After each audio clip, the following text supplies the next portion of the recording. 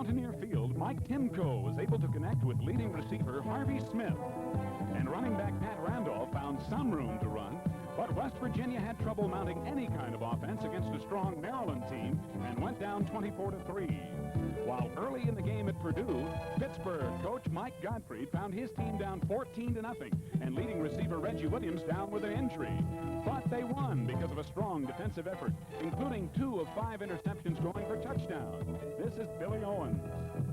And 6 sacks, including this smothering hit by Tony Woods, held back the Boilermakers, while big running back Craig Hayward added 2 touchdowns to the running and receiving of Charles Gladman. But now, get set as Pittsburgh and West Virginia square off in a rivalry that dates back to 1895. They call it the annual Backyard Brawl.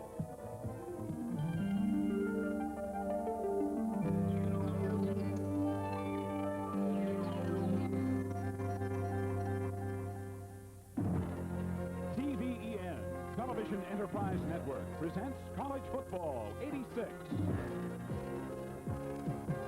From Pitt Stadium on the campus of the University of Pittsburgh, it's the Mountaineers of West Virginia against the Pittsburgh Panthers.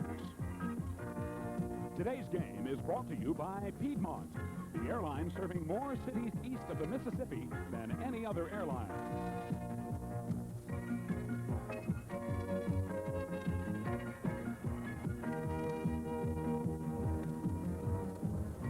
Year-old Don Nealon is in his 16th year as a head college football coach, his 7th season at West Virginia University, and against the University of Pittsburgh, he has a record of 2-3-1. However, in the last 3 years, his Mountaineers are 2-0-1 against the Panthers, and he is a defensive-oriented coach. On the other side of the field, it is offensive-minded Mike Gottfried in his first Pitt, West Virginia big game. Mike, in his 9th year as a head football coach, his last few seasons spent at Kansas, where his record was 6-6 last season. His overall record, 52-40-4. Well, only appropriate here today at Pitt Stadium in the Steel City that we would have steel gray skies for this big 79th renewal of the Battle of Interstate 79, the main interstate highway that connects Morgantown, West Virginia, and Pittsburgh, Pennsylvania. Hi, everybody. I'm Steve Zabriskie, along with former Steeler All-Pro Jack Ham, and again, we welcome you to another Saturday of Eastern College Football here on the Television Enterprise Network. Well, Jack, I guess about 10 years ago in the 1976 game, a hard-fought Pitt victory, a pretty fair running back by the name of Anthony Drew Dorsett said it best. He said, "This is not a game, this is a war," and that it is quite often. And for that reason, I think the coaches, both of them this week, have really played the game down. Well, I think throughout the course of the week, the coaches in the papers have said, this is just another football game. We're taking it 1 week at a time. They are saying that, but the media and the players are not. It's a big football game. It's a backyard rivalry. It should be a great football game. Pitt has not won this game since 1982. West Virginia 2-0-1 in the last 3 meetings. So most of the players on the Pitt team, they are favored today, however, have not beaten West Virginia during their college careers. Only the 5th-year seniors would be excluded from that, like quarterback John Kinjemi. And it really is an intimate rivalry, Jack, because these guys know each other so well. Well, there are 24 players in the West Virginia team from Pennsylvania. These players have played high school ball together, been on coaching trips together. I mean, they just know each other. So I think Pitt really wants this game very badly to get back in a win column. The Panthers are favored. They will be featuring a passing attack primarily under Mike Gottfried, while the Mountaineers rely on their tough defense and a couple of pretty good running backs. And we'll be back to look at some of the key players and further preview today's game. It's West Virginia at Pitt today here at Pitt Stadium, and the teams will be coming out on the field in just a moment. At Piedmont, every one of us. West Virginia offensively led by quarterback Mike Timko. Timko, a 6'2 junior who so far has completed 51% of his passes. He's going to have to complete a lot of passes this afternoon. Pitt is very tough against the running game. He'll have to throw the football effectively for them to win. Defensively, they have some very good players, one of whom is Brad Hunt, a defensive tackle at 280 pounds. And he's today perhaps more key, Jack, because of the matchup. Well, he'll be going up against Randy Dixon, an All-American candidate offensive tackle. Hunt will have to have a good game against the run to shut down that Pitt running game. And there is Don Nealon, the head coach. For the Panthers, John Kangemi, a fifth-year senior, who really this year has gotten off to a great start, coming into his own really in his fifth year. He's really adapted to run-and-shoot offense. He throws the football extremely well, especially on the run when he rolls out. And defensively, Pitt ranked number 3 in the nation against the rush. One of the reasons, defensive end Tony Woods. Tony Woods leads the team in sacks, leads the team in tackles. He can dominate a football game from that defensive end position. And there is Mike Godfrey getting ready to lead his Panthers out onto the field. We're expecting a sellout crowd in excess of 56,000 here this afternoon. And it will be a noisy place from both sides of the field.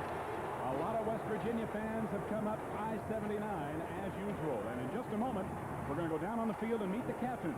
We'll be right back.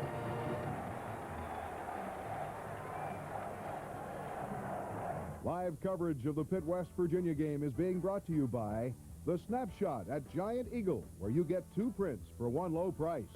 By Iron City, celebrating 125 years of quality and tradition. By Eaton Park, where there's something special cooking. By Westinghouse, 120,000 people around the world dedicated to quality and excellence. And by the Donnelly Directory. There's more to us than just yellow pages. For years I made excuses to my friends, employers, even to my family. I didn't know how to read, and I was too ashamed to say so. I even lost a chance to play professional football because I couldn't fill out the forms. Well, now I can read. It was hard work, but it was the best thing that ever happened to me. Call 255-1155 if you need help or if you can help someone else to learn to read.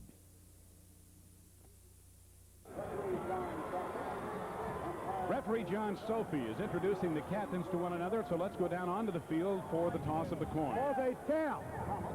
It's a head. Pittsburgh wins the toss. You're going to take the ball. You have to kick. You want to put your backs over here, please.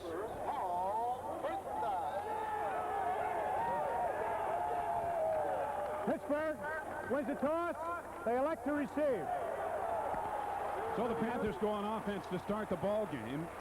West Virginia captains John Hollifield and 99 Jeff Lucas. For Pitt, John Kangemi, Steve Apke, Walter Johnson, Randy Dixon, Tony Woods, and Tom Brown were all out there as Mike Godfrey gets ready for his first Pitt-West Virginia battle.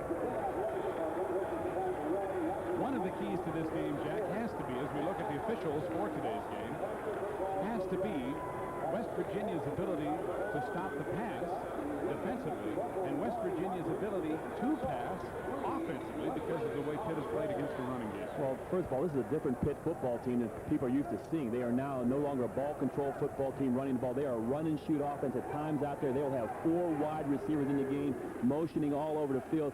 Going to have a lot of discipline on that West Virginia defensive secondary, but they're going to do a good job against that passing attack. This is the bicentennial year of the University of Pittsburgh. Believe it or not, its 200th anniversary.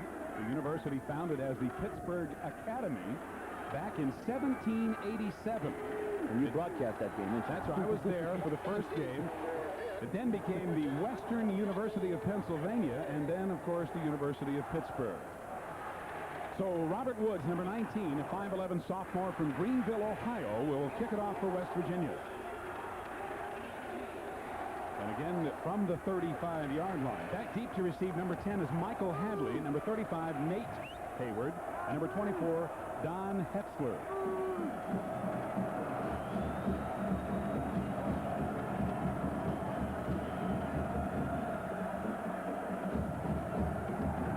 A very short, very high kick. Taken by Hayward. He fumbles the ball. Picked up by Pitt. And pushed forward. Number 52, Matt Bradley, made the recovery. A 12-yard return, including the fumble recovery. John Kangemi, who's off to a great start. His best here at Pitt, and possibly Mike Godfrey and his passing-oriented attack has had a lot to do with that, Jack. Here's the backfield. Tom Brown, Craig Hayward, brother of Nate, who returned the kickoff, and the wide receiver. First and 10, Pitt. They have it at their own 27. And Kangemi throwing right away. Swings it out. Billy Olson fumbles the ball, and West Virginia has recovered at the Pittsburgh 28. Number 70, Brad Hunt, the 280-pound junior that we featured in the opening of the telecast, recovering the fumble by Billy Olson. We're talking about people being too keyed up for the football game. First two offensive plays, the kickoff and the first play of the game resulted in a fumble. It's a very safe pattern out to Olson Osborne in the middle of the field. A good hit by West Virginia causes a turnover. Brad Hunt came up with a big play. It was Larry Hawley, number 9, the strong safety, who made the tackle on Olson that caused the fumble. So West Virginia offensively right away with an outstanding opportunity and a first down at the Pitt 29.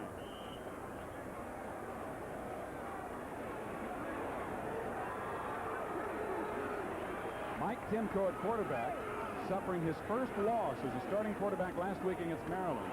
And the first handoff is to John Hollifield, and Hollifield jammed up immediately at the line of scrimmage. 54, Jerry Olszewski, sophomore linebacker from Youngstown, making the hit on Hollifield, a senior from Romulus, Michigan.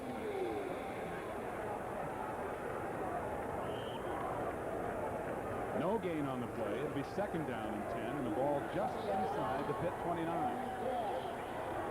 Timko has completed 51% of his passes. And again, it's Hollifield looking to go to the outside. Not much running room again against the good Pitt rushing defense. And again, it was 54, Jerry Olszewski, along with Walter Johnson, 59, making the stop. A gain of about 3 to the 26, where it'll be third down and 7. The type of defense that Pitt run, that 4-3 defense, the defensive linemen have to keep the linebacker free on the play, and that's exactly what they did. Smith, Basil, and Bell, the wide receivers. Redvine, Stroya, Koken, Kovac, and Snyder up front. First pass by Timko incomplete on an out pattern intended for number 88, Harvey Smith, the Mountaineers' leading receiver with 11 catches for 137 yards so far. It's the same problem West Virginia had last week, getting inside the 20-yard line 5 times. They only come up with a field goal. Again, on third down, they come up incomplete pass, setting up a field goal opportunity, and they've been very disappointing in the kicking game the first 3 weeks of the season. Charlie Bauman, number 8, a sophomore from Erie, Pennsylvania, will come in to attempt it. The hold is at the 33. It'll be a 43-yard attempt. And it's good. So Bauman, who had been bothered by a leg injury, comes back with 13:36 left to play in the first quarter. The score on the turnover, West Virginia 3 and Pittsburgh nothing.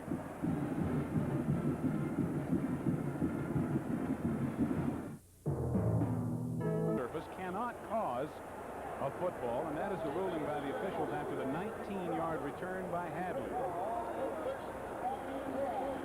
Here's Hadley coming right up the middle, going down to the ground. That ball looks like it comes out just before he touches the ground. Very difficult for the official to see because the ball was right underneath of Hadley. Pitt football to 27. So Kinjemi handing off to Hayward, and Craig Hayward hammers forward and gets across the 30 to about the 34 before Preston Waters, number 35, a freshman defensive back out of Miami, makes the tackle. And Hayward will come out of the game at 260 pounds.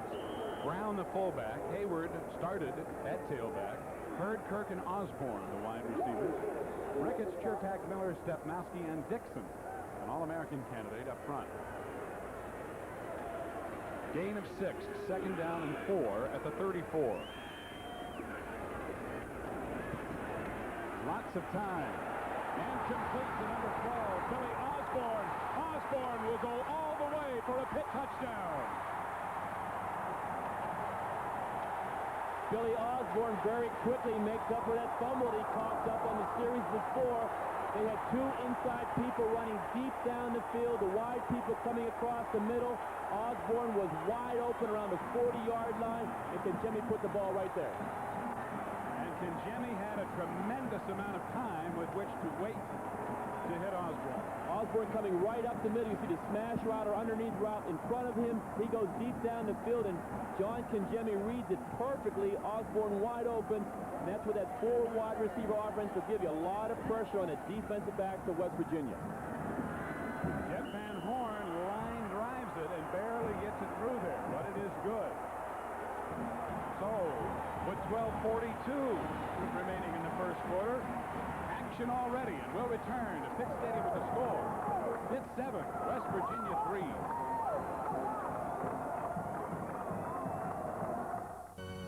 You'll get a kick out of it. Don Nealon sees his team take a 3-0 lead and then very quickly fall behind 7-3. And it's Billy Osborne's first career touchdown. Last year, he was a defensive back for Pitt. See John Congemi looking to the outside initially, then back up the field to Osborne. He's over the linebackers. The safety broke on his initial read. Osborne was wide open in that seam. And when you have 4 people coming downfield, puts a lot of pressure on that secondary. Even though West Virginia was in the zone, they broke on the shorter route. Osborne, a sophomore from Wildwood Crest, New Jersey. Only 2 plays to go 73 yards. And after Pitt looked very shaky early here in the first quarter, that'll really settle down a team. Congemi throwing that touchdown pass to Billy Osborne because they fumbled a football twice in the opening series. They looked very shaky here early. And that 66-yard TD pass from Congemi, his longest during his career here at Pitt. So here's Mark Brasco, number 5, to kick it off. And back deep to receive for the Mountaineers of West Virginia is Darren Fulton, number 23, a 5'7" freshman wide receiver from Florida. Fulton at the 8. Right up the middle and well blocked by West Virginia as Fulton gets out to the 31. A 23-yard return. Ezekiel Gadsden, number 26, tripped him up. There's that Pitt defense, 3rd in the nation against the rush, giving up just 37 yards per game rushing so far. And Woods, of course, the leader of the front 4. Atkiel, Sladsky, and Gadsden at linebacker. Pitt used to do a 5-2, now they're a 4-3 as John Holofield carries straight ahead. Pretty good yardage. Tony Woods, number 90, the team's leading tackler, makes the stop. It's a pickup of about 4. It'll be 2nd down and 6. Pitt plays a pro-style defense. 4 down linemen, 3 linebackers. They really come off the football. And the secondary.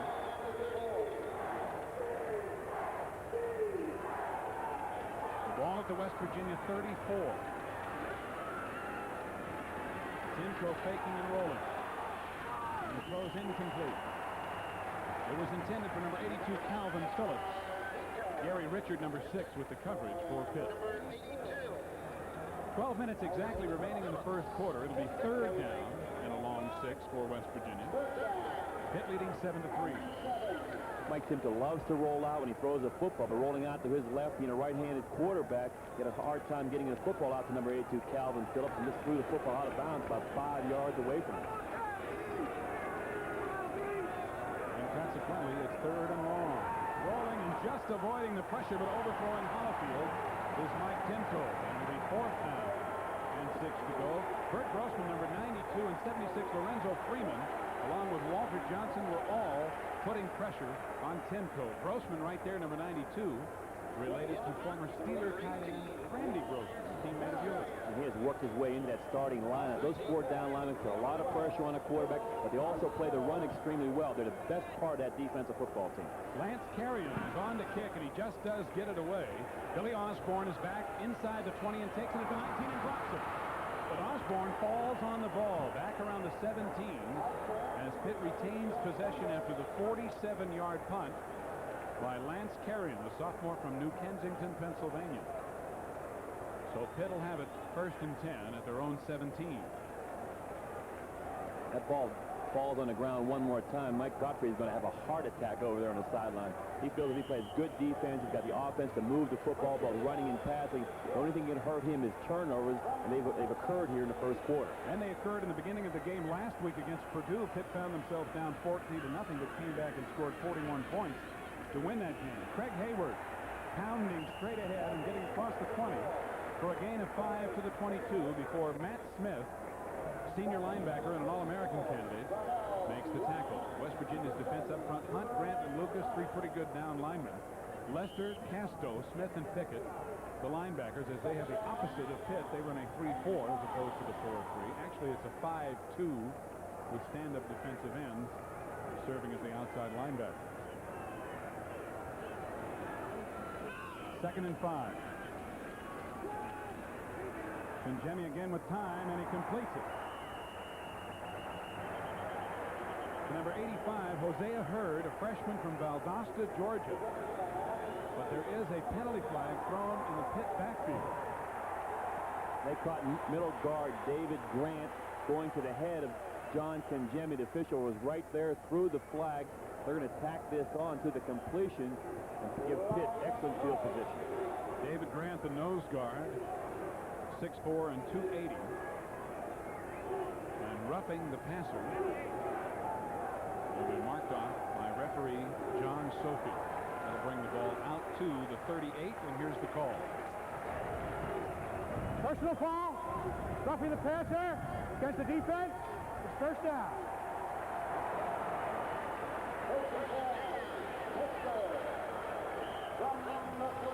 Don Nealon now a little exasperated at his team's mistake, as Pitt has a 1st and 10 at their own 38. And Kenjemi right back to the air.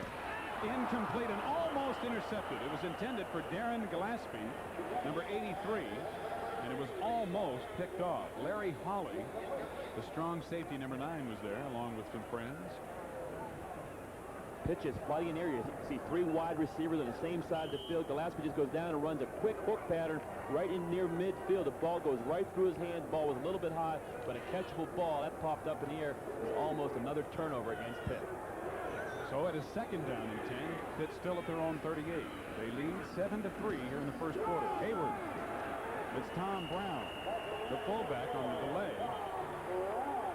Eric Lester, number 59, on the tackle. Brown, a senior, has done considerable blocking and some ball carrying for the Panthers in his 4 years from Lower Burrell, Pennsylvania. He lost a yard on the play.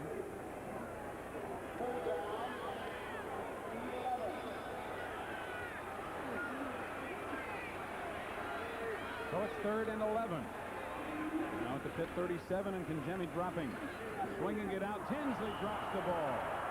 They had the screen set up to the left side, and Keith Tinsley, a senior from Detroit, Michigan, unable to handle it, even though it was much more than just a catchable pass. So it's 4th down. That really could have been a big play. Keith Tinsley, converted defensive back, now playing wide receiver for the first time, just drops the football, which could have been a big screen play. 6'6" John Rasp punts it away.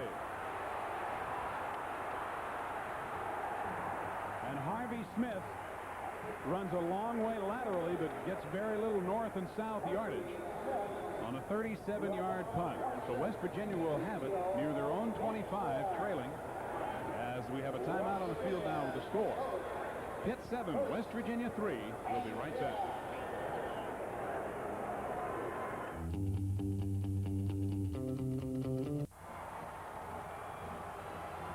Ten minutes remaining in the 1st quarter. 7-3 Pittsburgh. And the Pitt student section is up for this game, as is just about everybody else within shouting distance. Almost a capacity crowd on hand. West Virginia 1st and 10 at their own 23. Timko throwing long and overthrowing his intended receiver, Calvin Phillips, number 82, a sophomore from Boynton Beach, Florida. Timko 0 for his first 4 attempts. He's trying to roll out to the same side Mr. Woods is on, that left defensive end.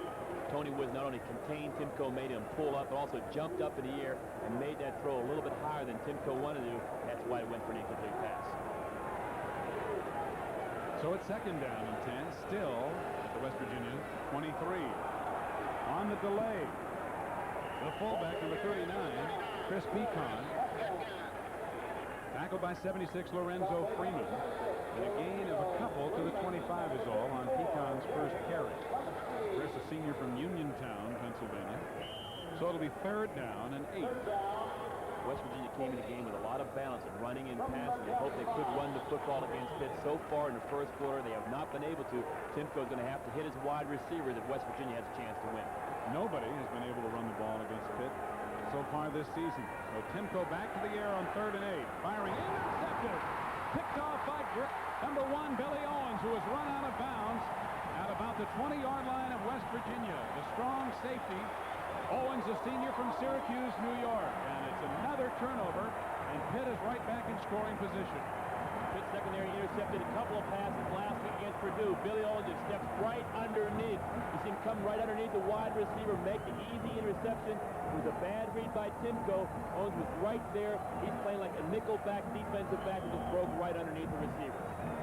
And Owens returned it 17 yards down to the 20. That's the problem you get into when you get second down and 9, third down and 9 against Pitt. They can bring in their prevent nickel people in the game. You have extra defensive backs, and Owens came up with a big play. It was his third interception of the year. So Pitt knocking on the door again.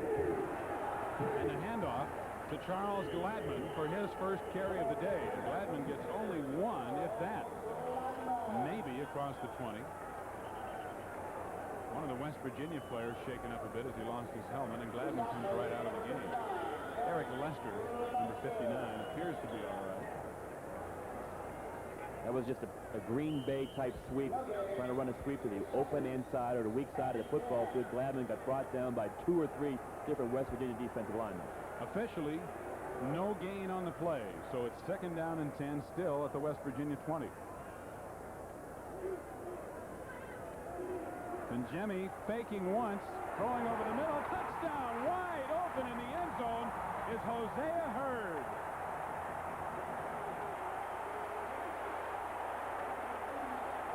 The guy that made it happen was John Kinjemi. He stepped up in a pocket, pump faked, and then found Hosea Hurd right down the middle. Good pass protection. A 3-step drop, pump fake, that held the secondary. Hosea Hurd out at slot position, coming right down the middle, wide open in the end zone. Hosea Hurd, a freshman out of Valdosta, Georgia, and boy, are they high on him.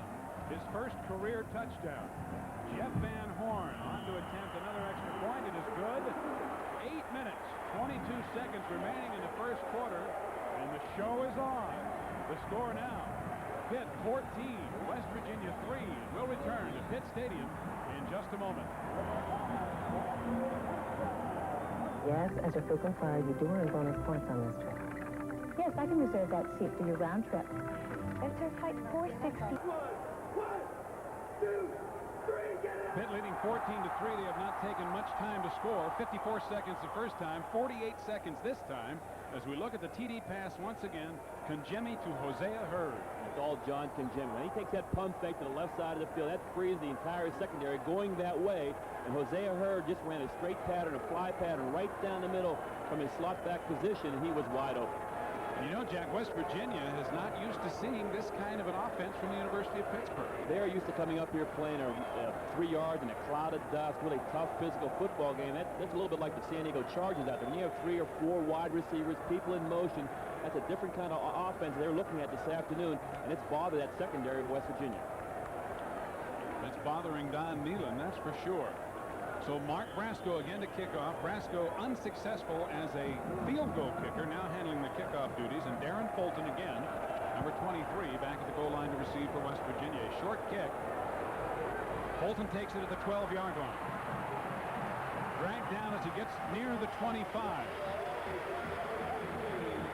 Number 39, Chris Ross, sophomore from Dayton, Pennsylvania, makes the hit after a 13-yard return by Fulton. So West Virginia first down at their own 24. It was such a high kick and short kick at the wedge the timing between the wedge and Fulton was not in sync, giving people from the outside time to come behind the wedge, and Chris Ross was one of those people and made the tackle at the 24-yard line.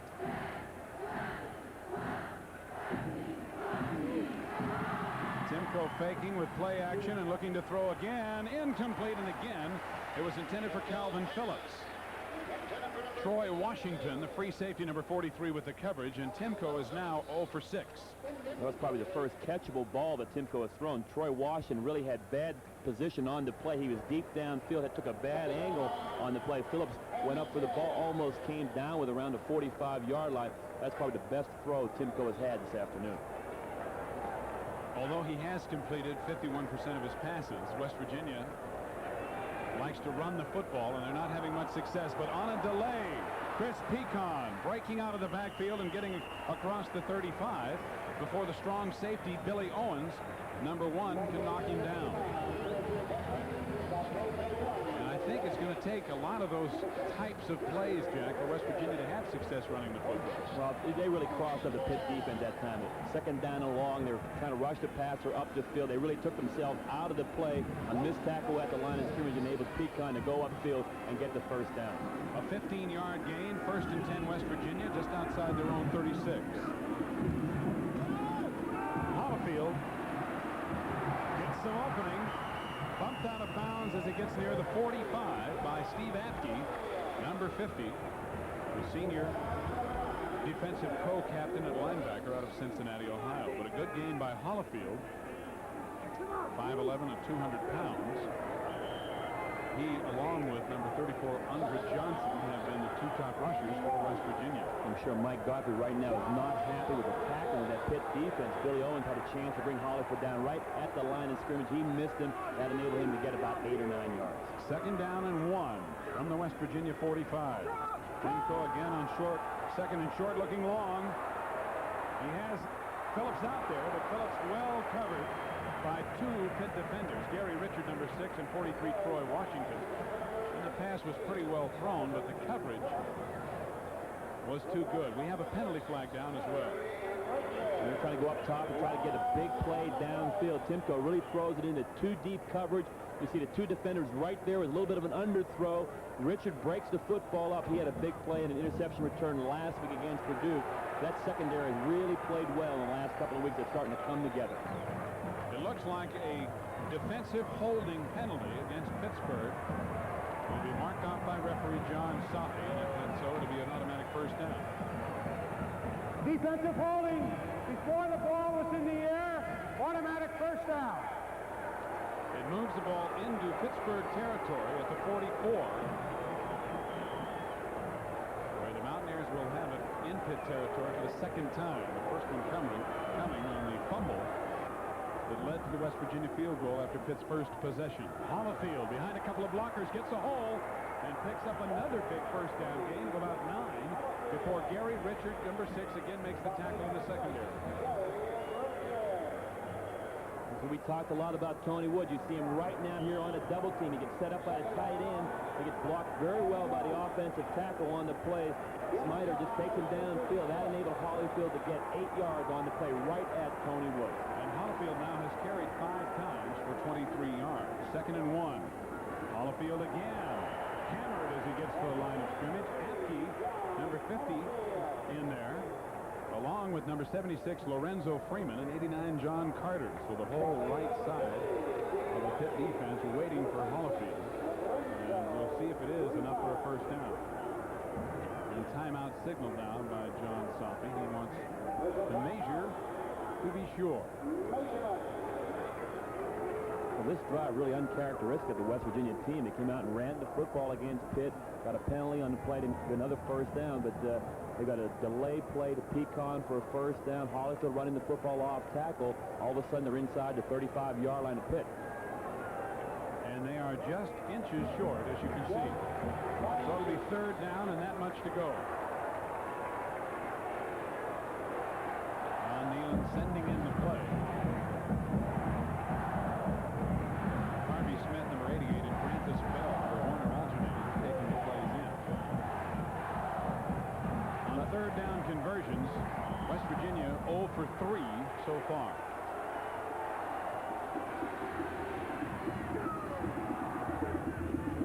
Quarterback sneak by Timko gets plenty. Mike Timko at 6'2" and 195, popping through a hole for a yard or 2 down to the 32. First down, West Virginia. That time, the young offensive line of West Virginia just came off the football. 3rd down and short. People are trying to get penetration from that defensive line position. The offensive line of West Virginia did a good job and able Timko to get the necessary yards for the first down. 2 wide receivers to the right. And again, a play action fake. Timko looking for somebody open. And he's going to be hammered down, but he gets the ball away before he is dropped to Pecan out of the backfield. And John Carter makes the tackle, but Pecan was able to gain some yardage. So Timko getting it off just at the last second. That's pro football. They call him down right there. They had two people right around Timko back at the 40-yard line. Had him wrapped up. He just delivered the football at the last second to avoid the sack and get about 4 yards on the play. They mark it at the 29, gain of 3, second down and 7. Pecan on the delay. And he picks up a first down, or very near it at least, as he's inside the 25. The free safety Troy Washington made the tackle, but there's a penalty flag down in the West Virginia backfield. Right now, the Pitt defense is just not playing disciplined defense. They're not coming off in their lanes, reading draw as they come up the field. The alley is open for the second time for Pecan, who gets inside the 25-yard line and waits for the official's call on the penalty. No flag. They wave it off. It fell out of the official's pocket. So they're going to measure yet again. For the second consecutive time.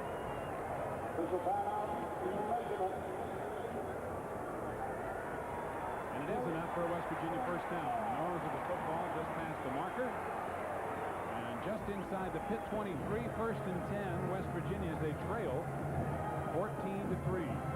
Defensive line, when they're rushing the passer, first of all, they've got to look inside for the delay or the draw and come off their block and come inside and make the play.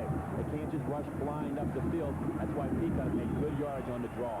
He's carried 3 times for 24 yards. This time it's Holofield diving over the pile and getting across the 20 near the 18 before 54 Jerry Olszewski makes the tackle. But another pretty good first down gain, and if West Virginia can continue to pick up that kind of yardage on first down rushing plays, Jack, they will have success. Again, good surge by the young offensive line of West Virginia, taking it right to the defensive line of Pitt, getting good movement. Finally, at the end of the run, Hollister had a chance to dive over the pile and get some additional yards. Second down and 5. Holofield again, tripped up as he gets through, and the ball is loose. Pitt recovers. Tony Woods, number 90, made the recovery, and it was 54 Jerry Olszewski who made the hit, penetrating and causing the fumble by John Holofield. Pitt has made a lot of big plays in the last 2 weeks. You see Holofield in the I formation. You see Olszewski coming right down the line of scrimmage. He is free in that defense. The ball pops loose. Really, when looking very close to when Holofield almost touched the ground, he ruled it a fumble, and Tony Woods is right there to make the recovery. Well, Jack, I don't think that was a fumble. I think it was caused by the ground. Any part of your body, it looked like his head or shoulders that hit the ground. We couldn't see it on the replay, but there's a very close call by the official. So Pitt first and 10, and Tom Brown, the fullback, gets a couple out to about the 17. And number 59, Eric Lester, makes the tackle there. Well, when it'll be second down and 8. It seemed like West Virginia drives the football down the field again this week, just like last week, inside the 30-yard line, in the 25-yard line area. Fumbled the football last week, missed a lot of field goal opportunities. It really puts a lot of pressure on your offense after a while, because you feel you've really been snake-bitten in the last couple of weeks trying to put points on the board. And as you see, the sun making an effort to break through the clouds. Second down and 8, Pitt at their own 17. And a pitch back to Gladman, coming around from a wingback position. And Gladman drops the football, but did he recover it himself? Well, they're ruling Gladman was down on the ground at the 13-yard line. Another close call. Gladman trying to cut back inside, who has fumbled the football quite a bit for Pitt in the last couple of weeks. Drops the football. The official ruled him down at the 18. And it appears that Vernon Kirk, number 80, sophomore tight end, is injured on the play and is down around the 17-yard line, being attended to by the Pitt training staff. It's going to be third down and 7 as Gladman gains 1 yard officially. 3 minutes and 33 seconds remaining in the first quarter, and the Panthers on 2 big scoring plays lead it 14-3 over West Virginia. And Vernon Kirk is a big injury for Pitt. They've already lost Reggie Williams last week. And when they're in their run and shoot offense, Kirk is a wide receiver. Looks like he's okay. Lines up at tight end at times also as a wide receiver. So they need 4 wide receivers in the game at all times. They can't afford to lose a guy like Kirk. So we're ready for play. The ball at the Pitt 18. Third and 7. Pittsburgh with 4 wide receivers into the game. Third in motion. And Brown knocked down immediately. They tried to set up a little bit of a screen, but it was sniffed out beautifully by Robert Pickett, number 45. Pickett, a sophomore from Miami, Florida, with a big defensive play. Really poor timing with Kinjemi. He's got to take his time on the play, let some people rush up the field towards him, and then dump the football off the ground. He gave the football up too early. Easy play. Rasp on the punt, and taken by Smith at the Pittsburgh 43 or 4-yard line. Only a 30-yard punt by John Rasp. So West Virginia with outstanding field position. At halftime, this is what we'll have for you this afternoon. Key games of others in progress or coming up this night, including, of course, the big number 1, number 2 matchup later today. We'll have both the Pitt and West Virginia marching bands. We'll look at and talk to Mike Godfrey, the new head coach, and we'll have scores for you as well. First and 10. West Virginia at the Pitt 43. Timko throwing long and short, but almost picked off. The ball bouncing as it was short hopped by Quentin Jones, number 7, who already has 3 interceptions this season. But the ball was underthrown even for him, and it'll be second down and 10. Or when Timko is trying to roll out to his right, he's trying to get outside the containment. They're trying to get 2 people to knock down Tony Woods, cut down the containment. For the second time in a row, he's made Timko pull up, throw the football when he didn't really want to. Was almost picked off down around the 20-yard line. And we get a report that just the wind was knocked down of Kirk, so he should be back and should be all right. As Hollifield tries to get outside on the sweep, and he cannot. Quentin Jones again making the defensive play as he came up quickly and forced Hollifield out of bounds. Where Steve Apke got penetration in the backfield, made Hollis with belly a little bit wider to the outside, and then Quentin Jones came up and red run and forced him out of bounds. Good defense by Pitt. No gain on the play, so it's third and 10, still at the Pitt 43.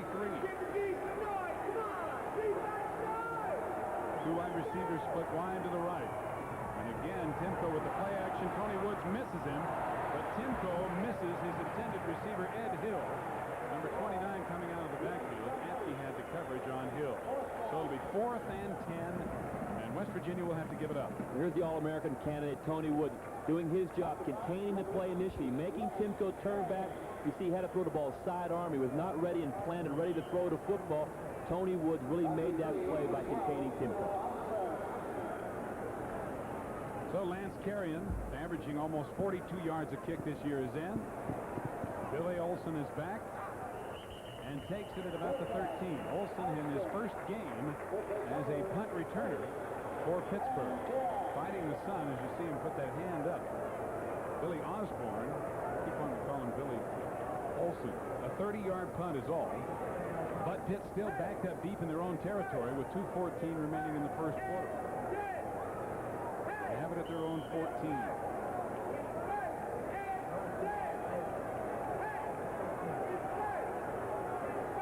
Again, 4 receivers in the game for Pitt, as Hayward is the only setback behind Kinjemi, who wants to throw. And he loops it out intended for Bill Osborne, but incomplete, overthrown.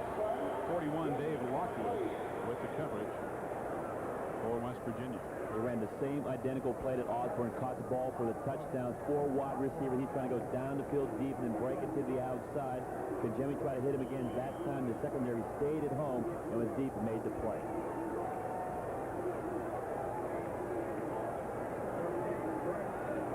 Don Nealon with an impressive 50, 23-1 record at West Virginia.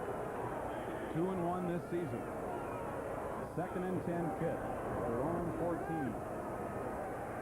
Kinjemi pumping and throwing over the middle. Hammered immediately. Vernon Kirk back in there at tight end, and he takes another shot. The ball came loose, but again, they're going to rule, I guess, it was an incompleted pass. I'm saying Vernon Kirk never had possession of the football. Robert Pickett made the play. They're playing that zone defense, and they just converged on Kirk right when he caught the football. When he touched the football, ruled it an incomplete pass for Pitt. Third down and 10, still at the Pitt 14.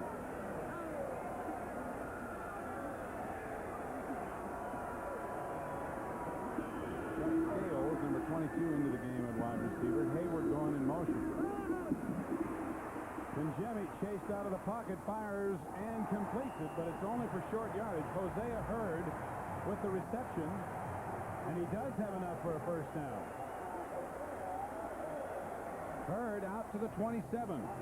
First of all, Kenjemi's getting a lot of pressure right up the middle by Grant, coming right at Kenjemi. He avoids him with his athletic ability. Here's Hurd going downfield. Randy out pattern, saw Kenjemi in trouble, rolling out, just came back to the football and still got the reception for the first down. And remember, in college football, you only need 1 foot down inbounds as opposed to 2 in professional football, and Hurd just did have 1 foot inbounds. So first and 10 Pitt.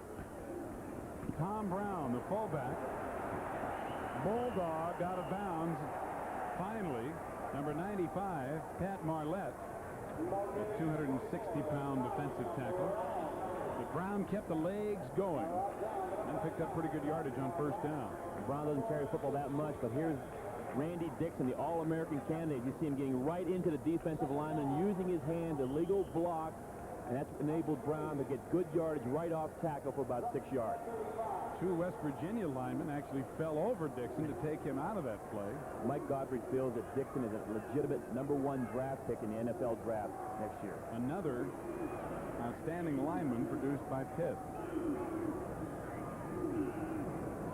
Second down and 4, and West Virginia apparently jumped offside. Looked like number 98 David Grant and 70 Brad Hunt moved prior to the snap, but were they drawn offsides is the question. And obviously they're going to say they were.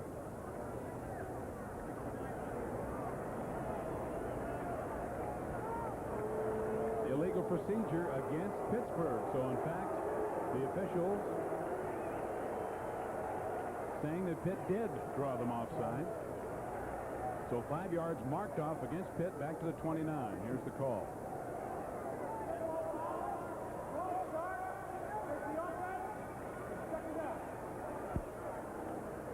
Second down and 9. Back at the Pitt 29. I really didn't see any movement in the offensive line. He might have called that on Kenjemi coming up the line of scrimmage and bobbing his head and so forth, and called it illegal procedure. 2 people on the defensive line from West Virginia jumped offside, Grant and Lucas, and they called it an illegal procedure against Pitt.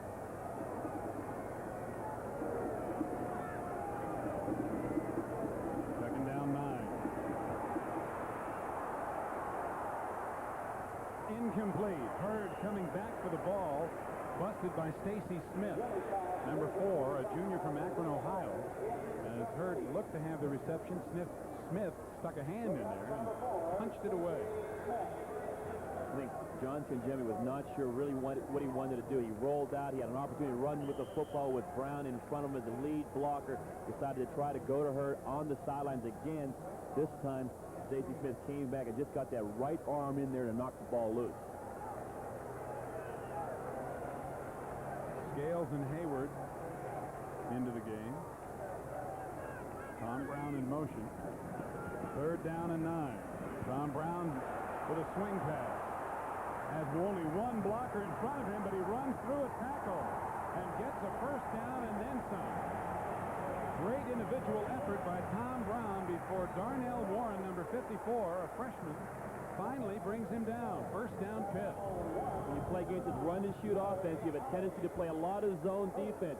Kenjemi at the last minute looks off. The receiver comes to Brown in the flat, wide open. And he's a tough, hard running back. Not a lot of moves, a lot of determination. It takes 2 or 3 people to bring him down, and he got the first down. Billy Osborne was out there blocking for him, and he was a little outnumbered 3-1. Play still worked beautifully. So Pittsburgh first and 10 at their own 48. Hayward powering forward, and Craig, who used to be called Ironhead but doesn't want to be anymore, Hayward, last year missed the entire season for disciplinary reasons. In his first year here at Pitt, he weighed about 280 pounds. He's down to a svelte 260 now, and probably has to be one of the biggest running backs in the nation in college football. We are looking at the biggest tailback in college football right now. He's on a talk show the other night. He said he was 248 pounds. Well, he was the biggest 248 I have ever seen. I'd like to see that. If he was 248, they wouldn't have to weigh him on that meat scale like they do. And Jimmy has the ball tipped and intercepted. West Virginia's fine linebacker Matt Smith picking it off after the ball was hit by one of the defensive linemen. And West Virginia stops a Pitt drive and takes over near midfield. And this is why they like John Conjemi to roll out. They do not want it to be a drop-back pass. You see number 70 getting his hands up. Brad Hunt, he causes the interception for Smith. John Conjemi is not a very tall quarterback. When he goes and drops back right there, he's looking out of a well, and that time Hunt knocked the ball loose. Conjemi is just barely 6 feet tall, so he's got a lot of guys much taller to throw over. West Virginia 1st and 10 at their own 46. And Andra Johnson into the game for the first time rips off another big rushing gain on 1st down against that Pitt defense before Lorenzo Freeman, number 76, can make the tackle. Johnson averaging 5.3 yards per carry. Just seconds remaining here in the first quarter. As the game goes on right now, West Virginia is running the football more and more effectively against that Pitt defense. And it was a long first quarter. 15 minutes of playing time that lasted almost 45 minutes of clock time. That's the end of the first quarter with the score. Pittsburgh 14, West Virginia 3.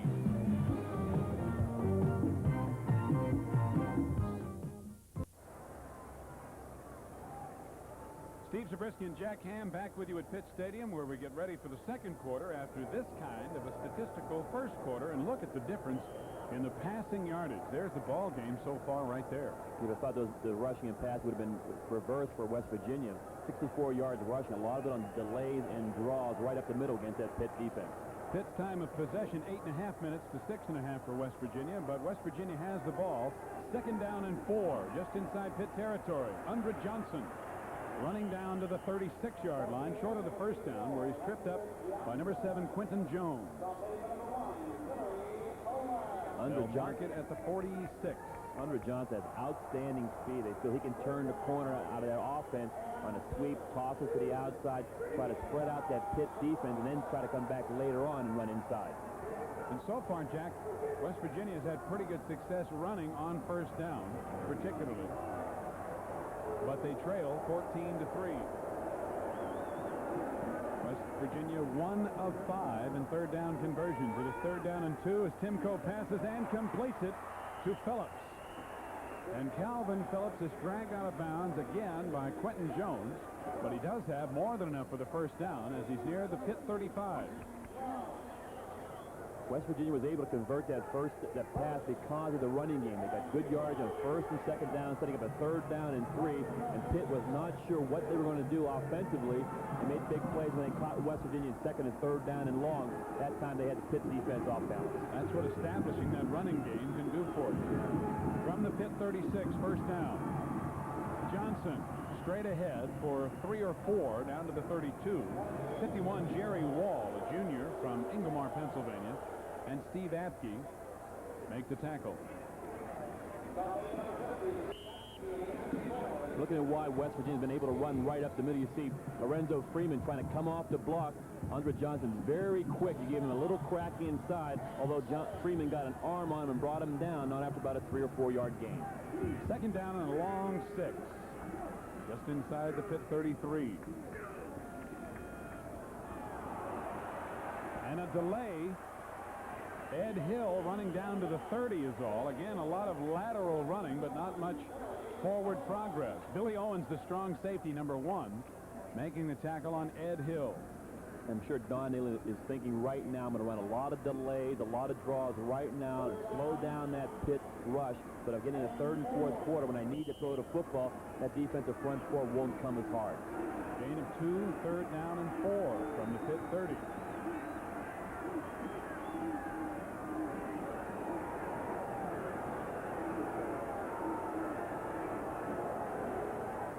Timko, plenty of time over the middle. Touchdown, West Virginia. Harvey Smith with a 30-yard touchdown pass on 3rd and 5. Timko did a good job of audibling right at the line of scrimmage. It took a lot of time. There were 8 people up the line of scrimmage. They pulled off at the last minute. They faked the blitz. Harvey Smith still ran a post pattern right down the field. There's a miscommunication at secondary. He's wide open on the post. They were up there being aggressive with a fake the blitz formation, pulled back out, and they got caught in it for a touchdown. Charlie Bauman will attempt the extra point out of Timko's hold, and it is good. With 12:54 remaining in the second quarter, we have a timeout with a score now. Pittsburgh 14, West Virginia 10. And we'll be right back. He was born at the turn of the century and grew up on Pittsburgh's north side. He went on to become perhaps the greatest sportsman in the history of the game, Art Rooney. Not just the founder of the Pittsburgh Steelers, but their father, not just admired, but loved. A great human being whose entire life has been one great performance. And we salute him. Pittsburgh National. We're a bank that believes in performance. This is Wile E. Coyote. He's been trying to catch that guy for years. What makes him think he can now? Ah, the Donnelly Directory. It's not the same old yellow pages. It's maps, guides, and coupons. It's a complete, colorful yellow pages that's better and easier to use. Won't he ever learn? Oh, no. Good thinking. The Donnelly Directory. That was close. The Donnelly Directory. It's a better yellow pages and much, much more. West Virginia tightening it up with a 30-yard touchdown pass that appeared to be an audible, Jack, by Mike Timko, the wide receiver, Harvey Smith. Well, you see Timko right now. He reads blitz. He sees all the people up the line of scrimmage. Pitt has him exactly where he wants him. They're really faking the blitz. See him pull back out at the last minute, and they had Timko in the offense exactly where they want him. They had a blown assignment in the secondary when they pulled back out of the blitz, and that enabled Smith to get open right down the middle for the touchdown. Each team with 2 turnovers, each team with 2 scores. 2 touchdowns for Pitt and a touchdown and a field goal for West Virginia. Going 6 plays, there's 54 yards in 6 plays in just over 2.5 minutes.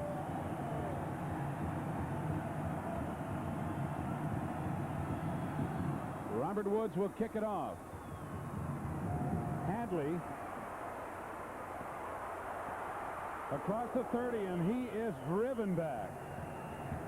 Number 45, Robert Pickett, with the hit on Hadley, who returns it out to the 30.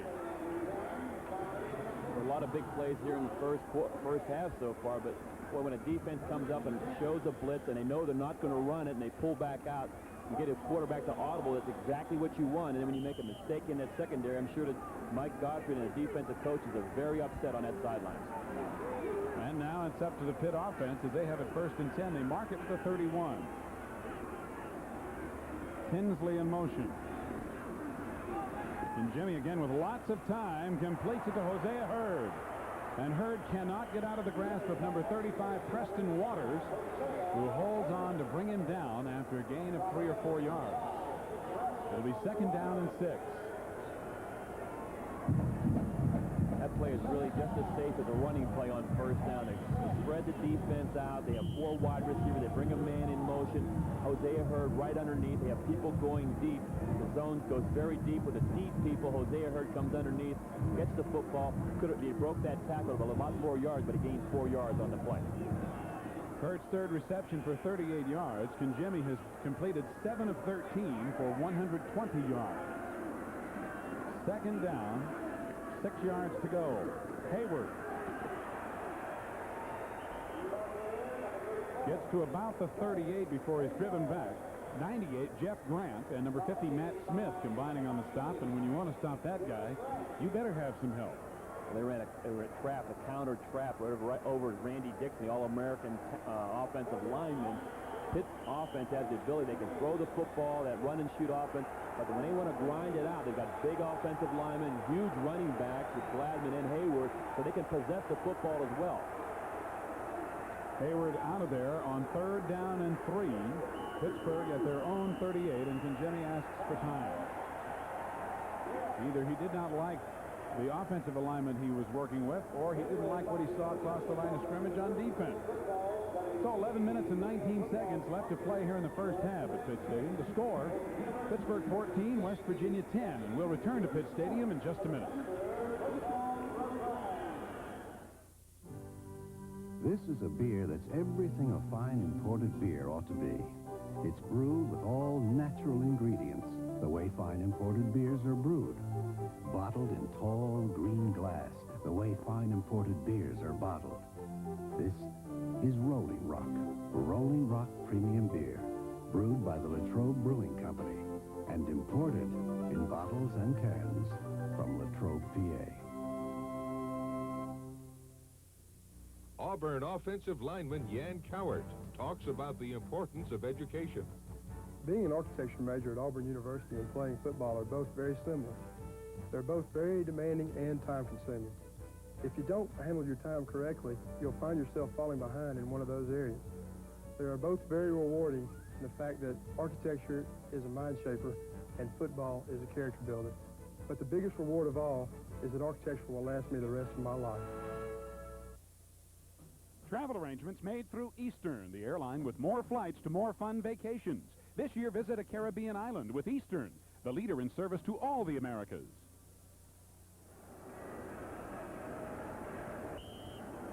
So after the Pitt timeout, it is still 3rd and 3 for Pitt from their own 38. They are 2 of 4 in third down conversions.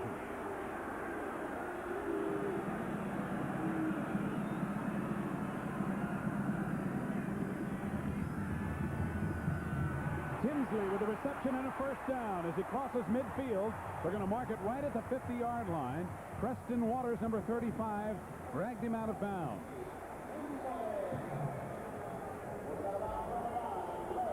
This is Johnson Jimmy at his best. Tinsley would get the football. Good coverage on him right here. Tinsley makes a good catch, converted defensive back, tries to turn it upfield, but got the first down. We got an all-out blitz right now. Good protection for Johnson Jimmy. You see right here, one of the defensive linemen cannot get off the line of scrimmage against Tom Ricketts, the left tackle. First and 10 Pittsburgh at midfield. Tom Brown banging forward for 4 yards. Down to West Virginia 46. It'll be second down and 6. And one of the West Virginia players whom you see there, David Grant, slow and getting up. But he does not appear to be injured. And David Grant, so far in the first half, has been their best defensive lineman, putting a lot of pressure on Johnson Jimmy. It's very difficult when you play that nose tackle position because you're getting double teamed so many times, but he still put a lot of pressure on Jimmy. It's forced him out of the pocket a number of times. 10.5 minutes to go in the first half. Second down and 4. Pittsburgh first down as Jimmy hits Billy Osborne again. And Bill Osborne has been the main man. Larry Holly, the strong safety, made the tackle. And Osborne's emergence could soften the loss of Reggie Williams somewhat, as Pitt lost their leading receiver last week against Purdue with a broken leg. And Grant is hurt. He's trying to walk up. Looks like an ankle injury. Grant's playing at nose tackle. You get banged around by a lot of people. He's trying to beat the center right now. He's got a double team on him. Really, his own man falls on the back of his legs and really hurts that ankle. He's limping. And like I said, he has been their best defensive lineman. West Virginia had a blitz on the play. It was picked up by the offensive lineman, and Osborne read it perfectly along with Jimmy and got the first down. Well, as you know, Jack, quite often more defensive player injuries are caused by 2 defensive players hitting each other than contact with an offensive player. Remember Robin Cole breaking Jack Hand's arm one time. We're trying to tackle one of the running backs from Cleveland, so I know how it feels. That's exactly what I was referring to. Then Jimmy again with lots of time. Michael Stewart has it at the 5-yard line. First and goal, Pittsburgh, and Stewart hammered but held on to the ball. Stacy Smith and Larry Holly sandwiched him, but he retained possession. They will mark it at the 6-yard line of West Virginia. No secret what Pitt is trying to do. That time, the 4 wide receivers, they had 4 wide receivers going right down the middle of the field. Jimmy makes the right read. See him look right, turn back to his left, and there he comes right down in the middle of the seam. When you have 4 people going deep like that, the safety cannot get over quick enough, and Stewart made the catch inside the 5. Well, one official was marking it at the 6, but he was overruled as they mark it at the 3-yard line. Another timeout is called, and we have a timeout now on the field, and Mike Gottfried apparently upset with something. The score, Pittsburgh 14, West Virginia 10. We'll be right back.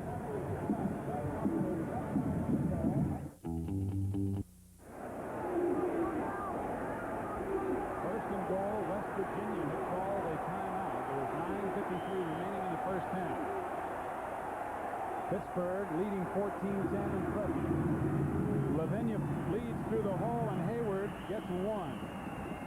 Matt Lavinia is into the game, and he led Greg Hayward into the hole as they pick it up down to inside maybe the 2-yard line. You see him in motion right now. He's like a trapping guard coming right down the middle, trying to pick off one of the linebackers, trying to trap him and have Hayward cut right off his block for the touchdown.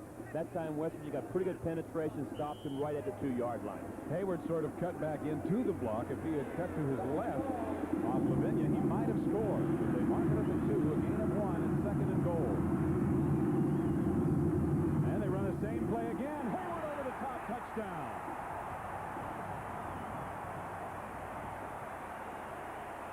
.260 pounds of Greg, formerly Ironhead Hayward, flying for a 2-yard TD. I would hate to be a West Virginia defensive lineman laying in the end zone. 260-some pounds going up over the talk, showing great athletic ability, and the offensive lineman just coming off the football. They come in and run the identical same play. The offensive lineman gets penetration, and Hayward just goes right over the top. So Jeff Van Horn on to attempt the extra point. It is good.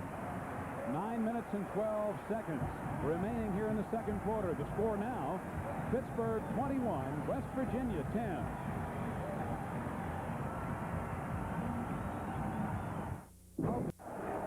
The Pitt Panthers go 69 yards in 8 plays to take a 21-10 lead here in the second quarter.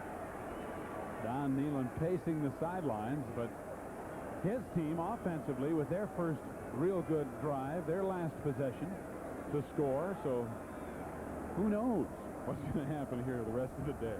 Offense has been the main word when we thought it would be more defensively oriented. And in that 8-play drive, there are a lot of big plays. Stewart catching the ball inside the 5-yard line, but Keith Tinsley, the converted defensive back on a 3rd down and 4, catches a strike from John Kinjemi to keep that first down alive, to keep that drive alive, and he turned it upfield. So a lot of big plays in that 69-yard drive. All those big 3rd down plays. Mark Brasco kicks it off from the 35.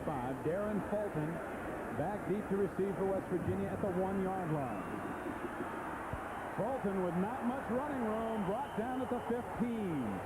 Number 52 for the Pitt Panthers down there in a hurry was Matt Bradley, but he was not alone. There's Craig Hayward. And you can tell just from that portion of his anatomy that he is a large person. I think he came back this year, rededicated himself to just playing good, sound football, and I think it's showing right now. Each game he's getting better and better. West Virginia 1st and 10 from their own 15. Hollifield hammered at the 1, or after a 1-yard gain at the 16-yard line by Walter Johnson, 59, and Jerry Olszewski again. I think that Pitt defense felt embarrassed on that drive where West Virginia moved the football downfield, trying to get the turnover. Their offense comes back on and scores a touchdown. It really lifts the defense. They're coming up right now and saying, we're going to shut down that running game. They did it on that play, so it's 2nd down and 9 from the 16.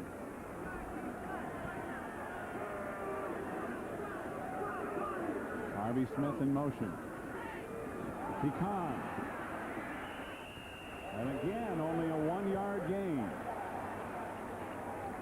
That little delay play to fullback Chris Pecan has worked very well, but not that time. Billy Owens, the strong safety, was right up there tight to make the hit. And this is where the Pitt defense wants to have an offense. 3rd down and long. They substitute people right now, get their nickel backs in the game, extra defensive backs, and they still get an outstanding rusher, the 4th down lineman. Timko. Under pressure, he's going to be dropped at the 5-yard line. Walter Johnson, Bert Grossman, and Tony Woods were all converging on him. 3rd down and 8. Timko needs a lot more time back there for his receiver to run the route. You see, first of all, Woods containing the play. He's coming off his block, just staying with him. Great athletic ability. And then Grossman comes along and cleans up on the play. 4th down, 18 yards to go.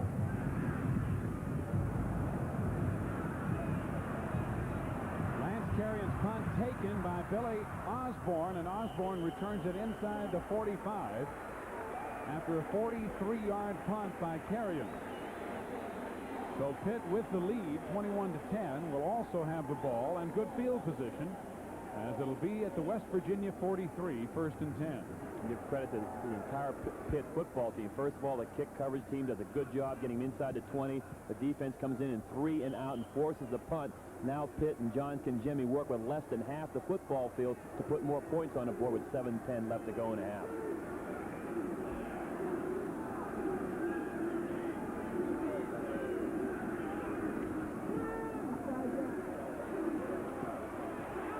Complete to Michael Stewart at the 31.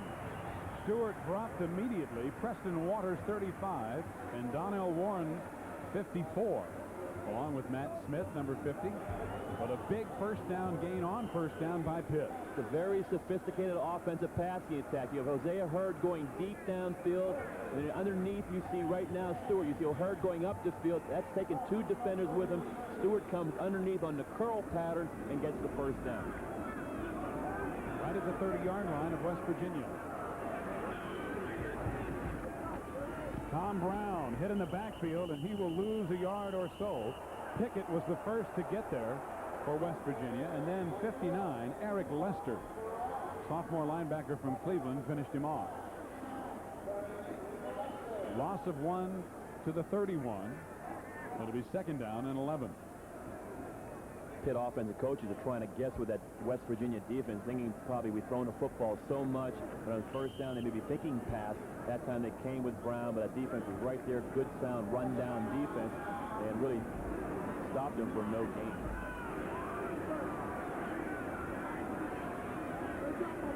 Tinsley in motion. And Jemmy with, again, plenty of time, but now he has to be out of the pocket, and it's incomplete.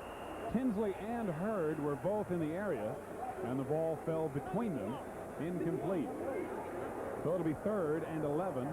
Donnell Warren putting the pressure on Kinjemi. Here's Hosea Hurd trying to go downfield, trying to run his route. He gets jammed up. This is when Kinjemi's in trouble on the play. And really, John Kinjemi threw the football up for grabs right when Eric Lester had a piece of him. That ball went right floating right down the middle, almost picked off. 3rd and 11. Still at the West Virginia 31. Less than 6 minutes remaining in the 1st half.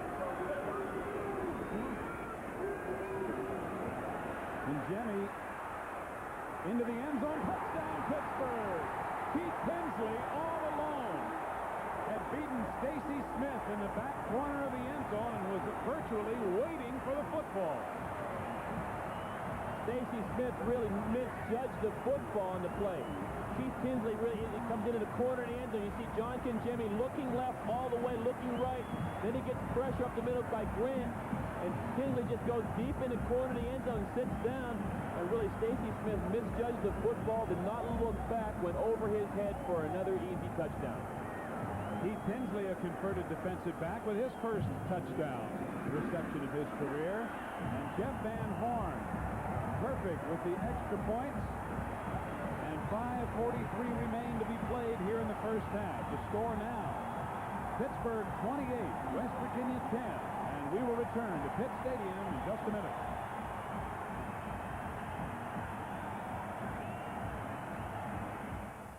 .35 times. Now you're down 28-10 with 5:43 left to go in the 1st half. You've got to put some points on the board. And if Pitt defense knows you're going to throw the football all afternoon or the whole 2nd half, they can put their ears back and come after you, and he's getting a lot of pressure. You saw Don Nehlen telling his captain on the field to take the penalty and move him back 5 yards, as they had the option of taking the touchback at the 20 or having Brasco kick over, so they will have him do it again. And really, Don Nehlen's team has not seen this type of offense with playing Northern Illinois, East Carolina, and Maryland. Very conservative offensive football team. This is a wide-open San Diego Chargers offensive scheme right now, so his defensive backs have not seen this kind of passing attack the entire season. Well, they're getting an education in a hurry. They're getting singed back there. Brasco's kick high, and Fulton takes it at the 8-yard line. He's got some speed, and he's back near midfield, bumped out of bounds as he crossed the 40 of West Virginia. 35, Nate Hayward, the backup strong safety, bumped him out of bounds, brother of Craig.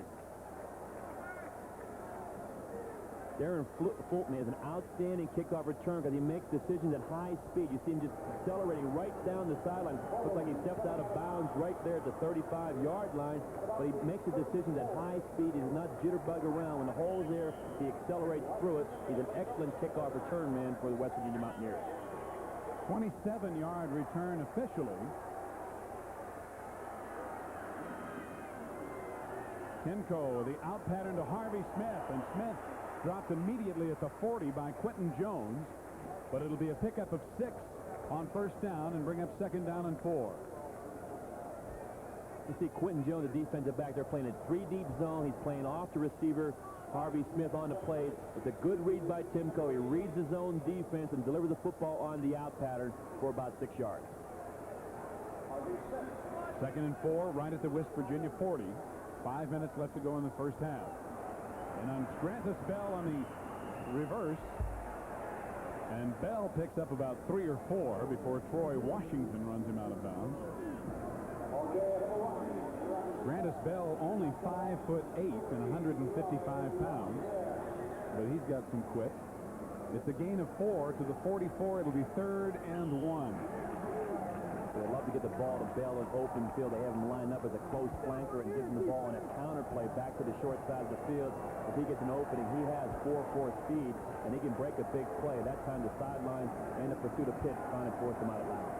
West Virginia 3 of 8 on third down conversions, but they have another one as John Holofield carries and nudges it just across the 45. So the clock stops on the first down with 4:55 remaining in the half.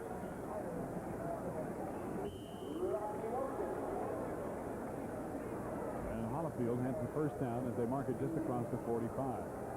28-10, Pittsburgh leading.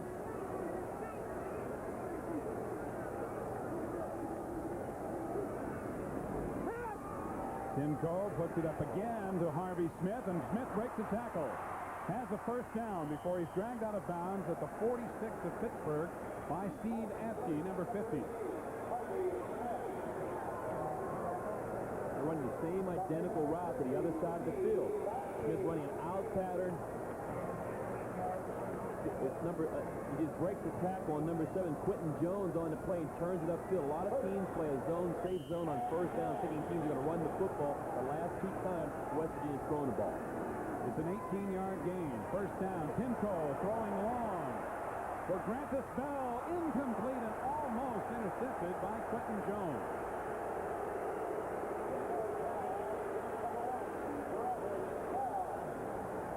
West Virginia really set that play up two times in a row. On first down, they throw the out pattern to the wide receiver. That time, Grantis Bell runs the out and up down the sidelines. Quentin Jones read it perfectly. He was in that deep zone. The same defense they've been in for about 3 or 4 plays. Was up the field deep and almost came up with an interception. That outstanding position. Second and 10 from the Pitt 36. And a delay to Chris Pecan. Gets a few. Askey, number 50, again on the tackle for Pitt. Pecan picks up 2 yards to the 34. It will be 3rd and 8.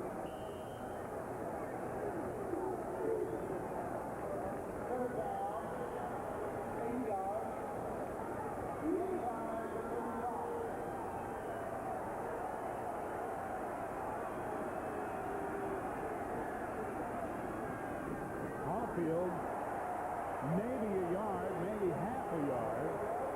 Steve Askey, along with Bert Grossman, 92, waiting almost for Holofield.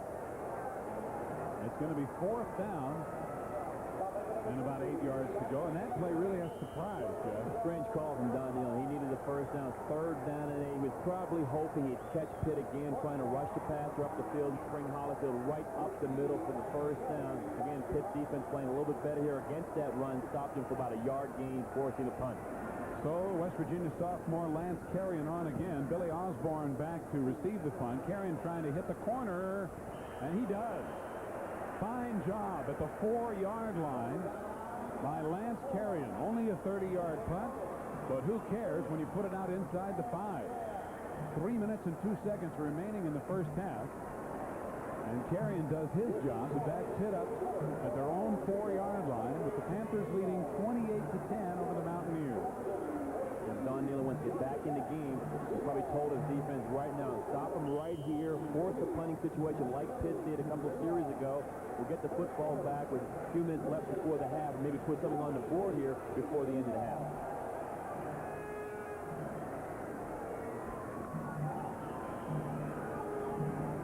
Tom Brown gets 3 or 4 out near the 8 before he's brought down. Robert Pickett, 45 on the tackle. 2nd down and 6. Well, they really mark it closer to the 7. I'm sure right now, Mike Godfrey just like to get a few first downs right here with 2:37 left to go in the first half. Run the clock out. You know, I'm going to punt the football back to West Virginia with a nice 28-10 lead right here. They want to get that first down, and they also have big Craig Hayward back there who can really get some good yards to give him the football. We're nearing the 2-minute mark here in the first half. Tom Brown again breaks the tackle at the line of scrimmage and has the first down as he pounds his way out near the 19 before Larry Hawley, the strong safety, number 9, brings him down. Tom Brown is not a nifty running back. He's a straight ahead blocker. He sees the hole. He just runs right into the linebacker on the play. Number 54, Warren, comes right off. So here comes Warren right now trying to make the play right at the line of scrimmage. Does not get his shoulders right into Brown. Brown's a tough, strong running back, and he takes the ball upfield for a big first down for Pitt.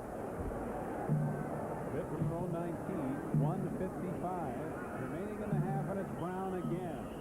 Sliding off to the outside, picking up a few more yards. This is what really hurt the team. When you have a team that a run-and-shoot offense that put 28 points on the board in the first half, and that's fine. You know they can throw the football over the lot. But now with 2 or 3 minutes left to go in the first half, you're pinned back in your own end zone, then you just power the football out with your running game. That's got to be very disheartening to a West Virginia defense. Pitt doing exactly what they want to do. Brown has now carried 8 times and picked up 30 yards. 2nd down and 7. Pitt at their own 22. Hayward, big hole. Hayward rumbles to the 35. Preston Waters makes the tackle in the secondary and wisely makes it low on Craig Hayward.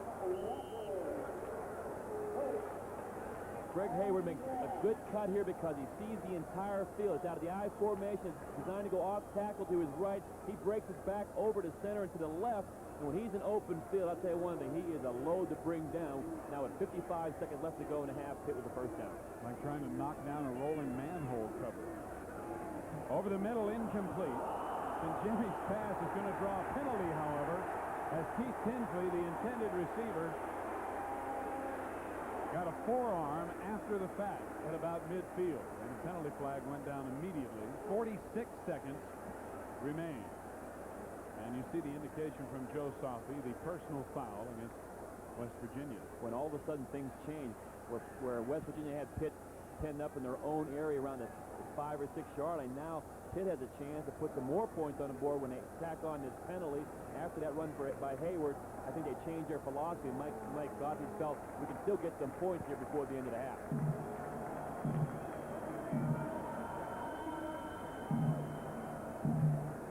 So the first down just across midfield for the Pitt Panthers. And incidentally, Randy Dixon, their fine offensive tackle, being attended on the sideline as they're working on Dixon's right leg. So he is not in there offensively for Pitt on this series. And now a timeout is signaled by Pittsburgh.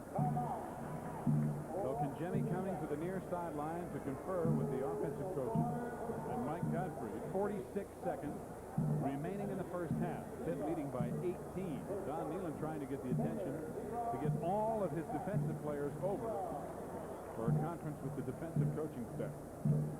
When things go bad, when Pitt puts 28 points on board here in the first half against that defense, and you have people wide open downfield, 4 wide receivers, you're just a little bit shell-shocked. And a lot of teams, what they try to do is go to a safe zone, play a predictable zone defense, and what you do is give up a lot of passes in the seam, and John Conjemi has found the right receiver when he's been open. And here's what we have for you moments away at halftime. A look at the top 20 in key games this week. Both bands will be performing.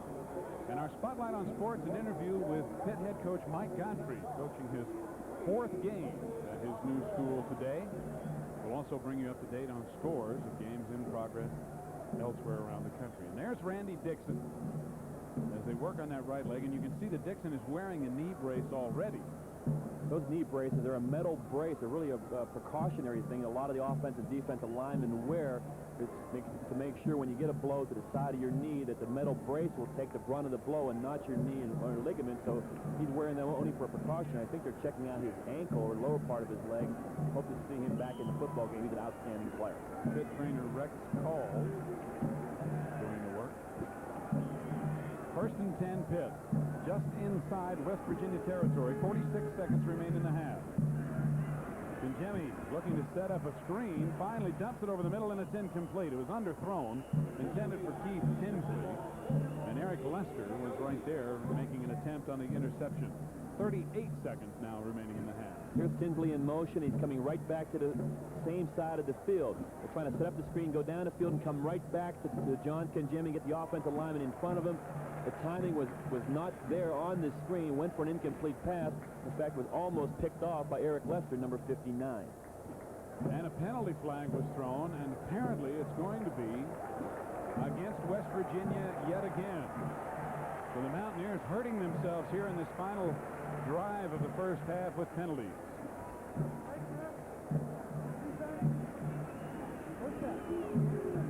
Joe Safi tells us it is a face mask infraction against West Virginia. Well, Don Nealon's got to be beside himself right now. 30 yards and penalty. Pitt's moving the football enough as it is not to help them with needless penalties on personal foul penalties with the face mask. We get a report that Randy Dixon has a twisted ankle. Another penalty flag is down, and this one apparently will stop play. I think John Conjemi just took a little bit too much time. The 25-second clock, I think, ran out. Have to wait for the official's call on this play, but I think this one might go against Pitt. And a dead ball foul, illegal procedure indicated by John Sophie against Pitt. I had a chance to talk to John Conjemi yesterday afternoon as they were working out. I tried to have him explain his run and shoot offense and how he makes the correct read. Waits the official's call here. On the offense, please put 2 seconds on the clock. The clock should read 38 seconds. 38 seconds. The clock operator, obviously thinking the play was underway, started the clock, so John Sophie wants 2 seconds put back on to officially show 38 seconds remaining. Well, anyway, John Conjemi was trying to explain his run and shoot offense to me, and for about 10 minutes, I understood that. After that, I was totally confused. I had no idea what he was talking about. That's a good thing you're not playing linebacker out there today. Obviously, it works out there for him with 28 points here in the first half. But he's a class kid. I was glad to see him come back and start off this year having a good year, and after that season, the dismal season they had last year here at Pitt. Well, this is the kind of offense that can really showcase his ability, and he's really being able to do that for the first time in his career. First down, 15 yards to go. Pitt just inside the West Virginia 40. Hayward hammering straight ahead. Inside the 35. Robert Pickett 45, again on the stop for West Virginia. Timeout signaled by Pitt. So the Panthers looking for an opportunity to get at least 3 more points on the board. Stop the clock with 28 seconds remaining in the first half. They've been throwing the football so much here in the first half. They try to run a quick trap right up the middle. They got it broken a tackle right at the 35-yard line. They may have gotten the first down, which would have stopped the clock. John Conjemi immediately realized that he'd not get enough yardage for a first down. The second down and 8 right now. Went to the official and called timeout to save some time on that clock. Hayward gained only 7 to the but they needed 15. Gained only 7 to the 33. So Pitt with no timeouts remaining here in the first half. And Hayward was very close to breaking that tackle. He's a big running back. He tried to break that tackle at the 35-yard line. Had he done that, he'd been running against that secondary of West Virginia. And you kind of shy away from this big running back. He reminds me a little bit of Pete Johnson from the Cincinnati Bengals a number of years ago, about a 260-pound running back. And he was fun to tackle. You always try to tackle him right around his ankles. Pitt leading 28-10. They're still trying to get the clock. Oh, no, the clock is right now, 30 seconds. For a minute, I thought it was running again with the timeout. The ball at the 33 of West Virginia. Dixon still not back in the game as he has a twisted ankle, and they're going to take precautionary x-rays. Redshirt freshman Chris Getz is in there replacing Randy Dixon in the offensive line for Pitt. Second down and about 8 yards to go. Intended for Hosea Hurd, but incomplete. Hurd might have even been out of bounds had he caught the football. Only 4 seconds move off the clock. So 26 seconds remaining in the half, but it'll be 3rd and 8 for Pitt at the West Virginia 33. Again, West Virginia playing that zone defense way off the receivers. Hurd ran that out pattern. John Jimmy would love to have that ball back. He delivered it a little bit too late. Hurd finally ran out of territory, came out of bounds. They would have had the ball inside the 20.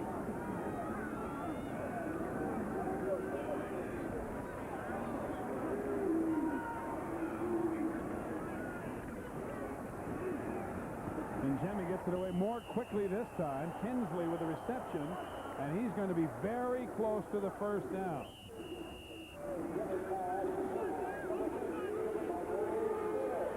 Michael Stewart, it was 30 and not 20. Kinsley who made the catch. And here's a mistake by the wide receiver. Pitt has no timeouts left on the clock. An out pattern to Stewart. He catches the football, tries to stay in bounds. He did not get the first down. The clock would have continued to run, except there was a penalty. Pitt had no timeout. Stewart should have caught the ball and gone out of bounds because he was about a yard or two short of the first down. And I believe the preliminary indication was that Pitt had an illegal receiver downfield. That really helps Pitt in this sense because, like I said, they have no timeouts left. 21 seconds now on the clock, and it stops the clock. Ineligible downfield on the offense, 5-yard penalty. So that moves the ball back to the 39. Charge timeout. Pittsburgh. Charge timeout. Now, how can they take a charge timeout? They have... Yeah, they're on the scoreboard. It has 0 timeouts before this play had started. They have already taken 3 this half. Now, Jimmy talking to the official because he says we don't have any timeouts left. We can't call a timeout. The clock stopped on the penalty. He'll take it, though. Oh, sure. In fact, the training staff ran onto the field, and now West Virginia's defense is going over to the sideline again. Unless the scoreboard is wrong. Well, I'll tell you one guy who's not wrong, and that's our statistician, John Butera. And when John B. says they have no timeouts left, I believe it. His word is law. Mr. Tunnel Vision. Well, whatever the case, they stopped the clock with 21 seconds left, and Pitt still has an opportunity. And really, that's still a lot of time because if they get a first down, no matter where they throw the football, it'll stop the clock until the chains are moved up. That'll give Pitt an opportunity to run a few more plays here before the end of the half. They have a 3rd down and 15, however, at the West Virginia 39. And Jimmy rolling and keeping. No timeouts remaining, and Jimmy's going to be able to get out of bounds. He gets down near the 25. Not quite enough for the first down. 12 seconds left on the clock. It'll be 4th and 1, and we'll see if they go for the field goal. This is just a smart play by John Jimmy. Everybody's dropping off deep. His receivers are all covered. He realizes he has to run with the football, but he also knows he's got to get out of bounds. He did not have the first down. Left him a little bit short. Stopped the clock on 4th down. And now they'll try the field goal attempt. Jeff Van Horn, freshman from Cheney, Washington, will kick it out of Jemmy's hold from the 32. It'll be a 42-yard attempt. And it is good. 6 seconds remain in the first half. And the Pitt Panthers extend their lead over West Virginia 31-10. And see, that's a big swing of points. This drive started around the 6-yard line of Pitt.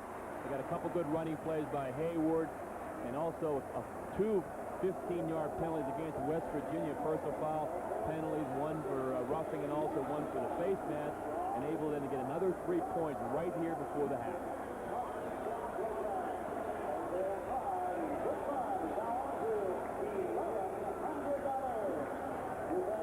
Pittsburgh was a very impressive first half offensively and defensively as well, as they have for the most part handled West Virginia.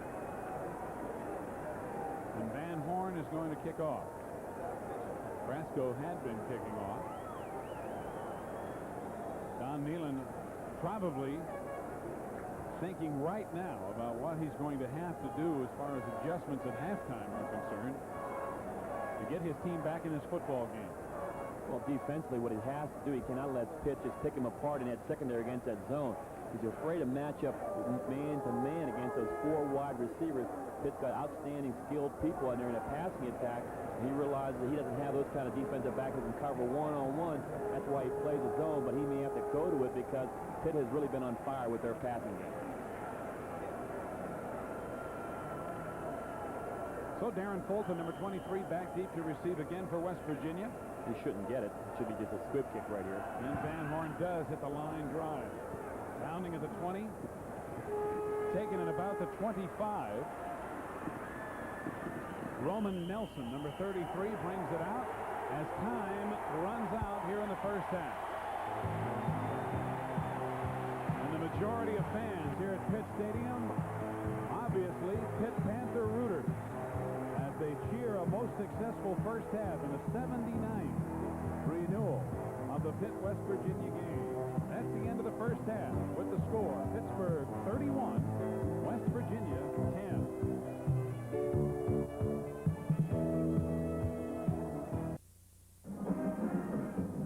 The executive producer of TVEN Sports is Fred Botwinick. The producer of today's game, Jim Tillman. The director, Billy McCoy. Steve Zabriskie and Jack Ham with you at halftime here at Pitt Stadium in Pittsburgh, where the Pitt Panthers most impressively lead West Virginia 31-10 in a game that was figured perhaps to be a little more defensively oriented and perhaps a little closer in the score right now. In a way, Jack, it started out for Pitt similarly to last week against Purdue when they made some mistakes early in the game. For the first half of the first quarter, it was a tight ball game, but then just like against Purdue, they really took command and have been most impressive. I really think they really found themselves last week against Purdue. When you're down 14-0, a lot of bad things can happen to you. And they really came back. They got together. And I think the key really has been John Conjemi. He really now is getting more comfortable in the offense. He knows this run-and-shoot game right now. I think they're getting better and better in each week. And I think it's a lot better Pitt football team than the early in the season. People around here already like Mike Godfrey, the new coach, because he's such a great guy. He's made a great impression on the community and the university. If he keeps providing offensive shows like this, they're going to like him even more, aren't they?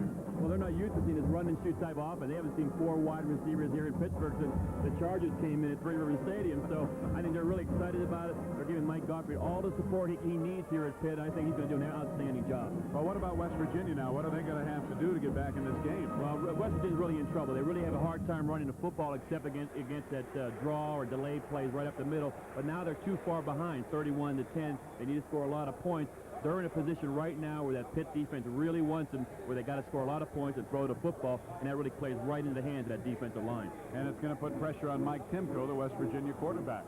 Let's take a look at this week's Associated Press Top 20. Of course, Oklahoma and Miami, 1 and 2, fighting it out later today for that #1 spot in the poll. And there's the rest of the top 10 with Penn State, Jack's alma mater, now 7th, off to a good start in the East. Here's the second 10. And Florida State ranked 20th this week. Notre Dame dropping back out of the top 20 after appearing for the first time last week. And some key games involving those top 20 teams. Of course, Oklahoma, Miami. Some people think it's too early in the year for this big a game, and others can't hardly wait. I think it's going to be an outstanding football game. You're getting the #1 rushing offense in Oklahoma against the #1 passing game in Miami. I think Vinny Testaverde has to have a great day against that Oklahoma secondary. And Florida State against Michigan, and of course a big game in the ACC as well. Well, the Mountaineer Marching Band is on field under the direction of Don Wilcox. Let's go down on the field and enjoy some of their halftime, as the Pitt Band will also be entertaining us in just a few minutes here at halftime as well. West Virginia Mountaineer Marching Band.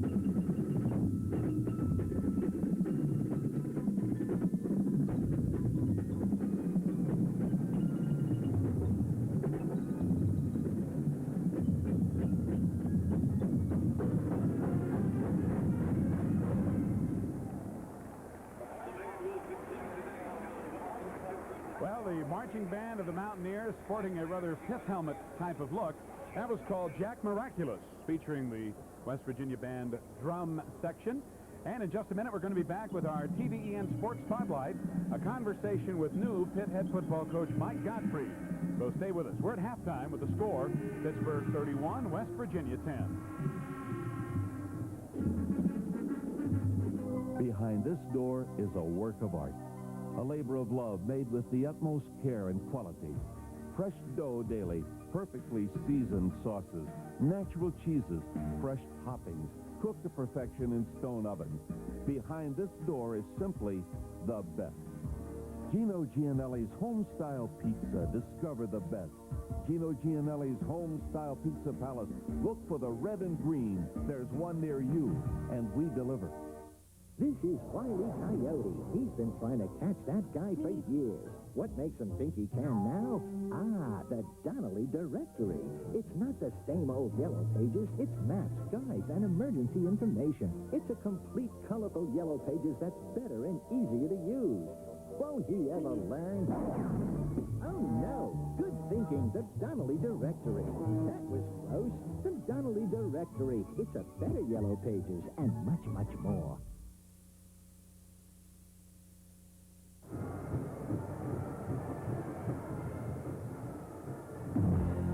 TVEN Sports Spotlight. Today, the spotlight is on Pittsburgh coach Mike Gottfried. Now on Ace Rip, 101 X combo switch. See what that is 41-year-old Mike Gottfried has had successful head coaching jobs at Cincinnati, Murray State University, and Kansas. We asked him his reasons for coming to Pittsburgh. See, the biggest reason, I guess, that I chose to come here was, first of all, the area. I'm from Ohio, so it's right kind of in my backyard. I'm 3.5 hours born from here. Also, the tradition of the University of Pittsburgh, from Pop Warner to Jock Sutherland, right through the Johnny Majors, Jackie Sherrill years, the great players that have been here.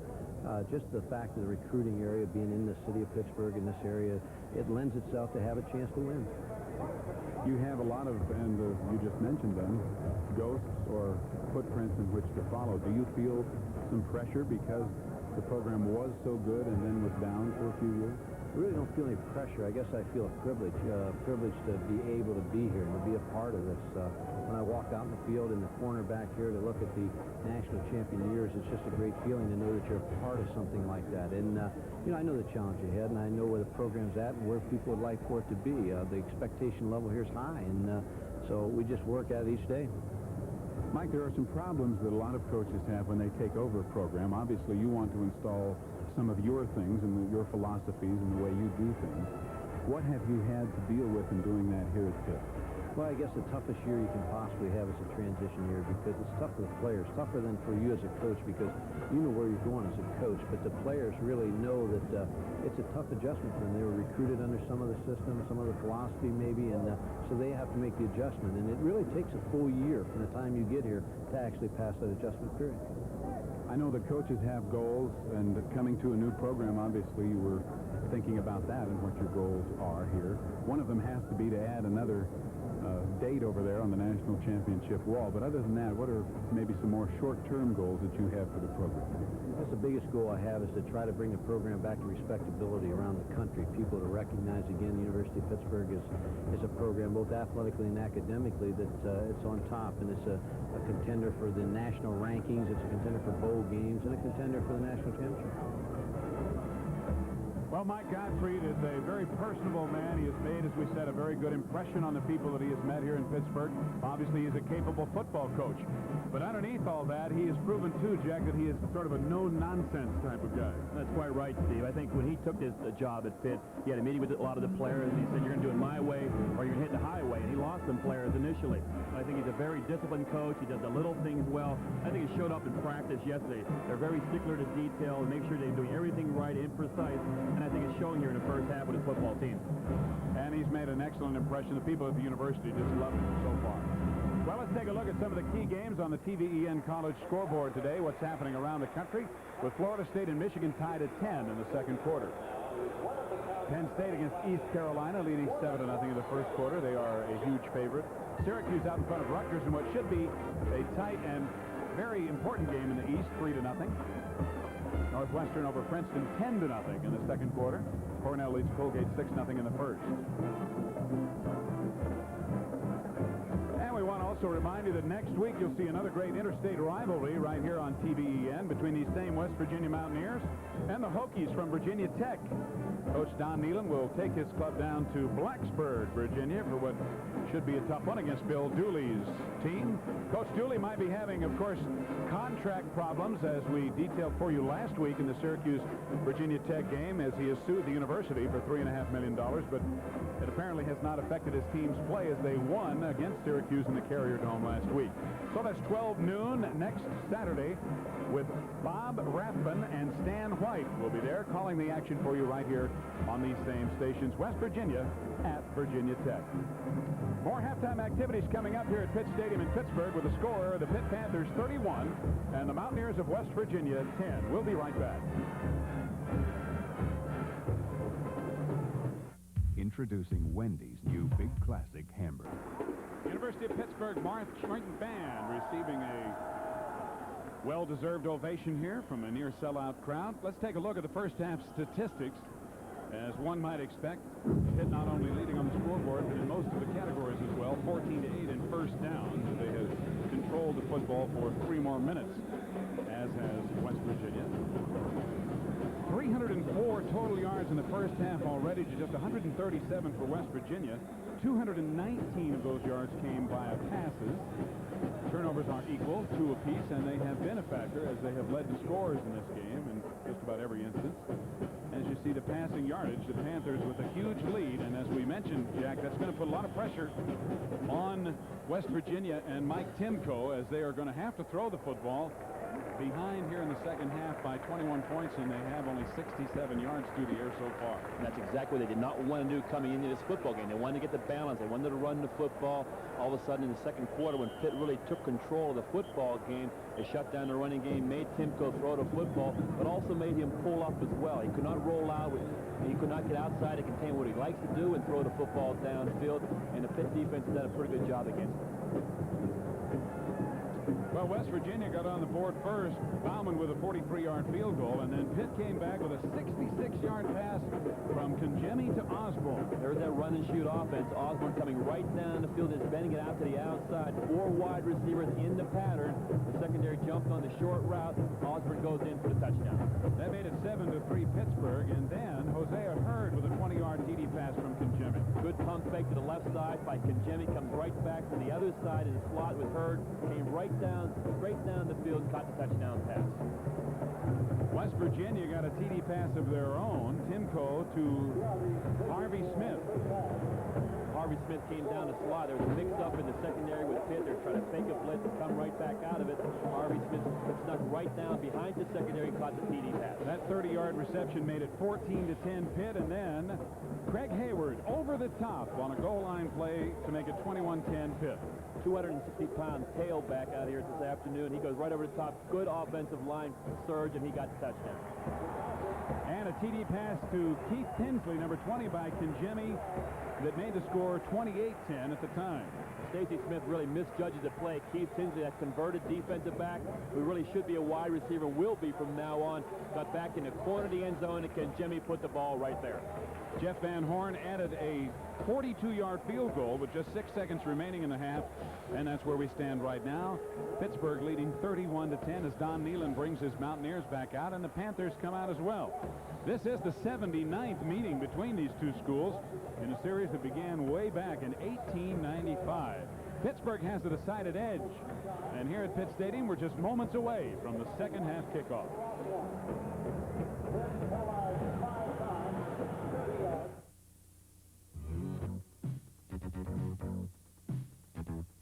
The challenge is to achieve.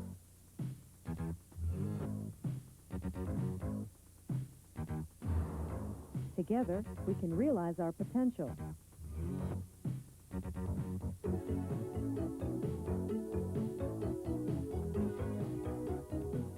Experience West Virginia University.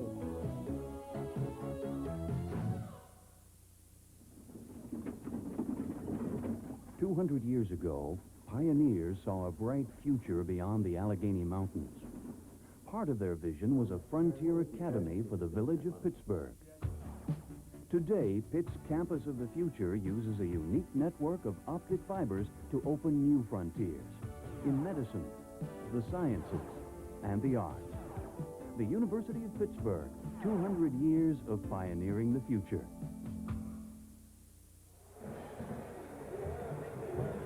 Today's game between the Mountaineers of West Virginia and the Pitt Panthers is being brought to you by Piedmont, the airline serving more cities east of the Mississippi than any other airline. We're ready for the second half. Steve Zabriskie and Jack Ham with you from Pitt Stadium, where the sun made an appearance briefly but was forced back out of here by some more heavy clouds. It has not rained, however, although there is a threat of some thunderstorms this afternoon. Warm and humid as Pitt has a commanding lead of 31-10. And there you see the current weather conditions. The wind has been no factor at all in this ball game, because there hasn't been much of it. But there has been a little air action as Pitt has thrown for 219 yards on the arm of John Kinjemi in the first half alone. And Mike Gottfried, who installed this impressive new offense, winning the hearts of people inside and outside of the Pittsburgh athletic program here at Pitt.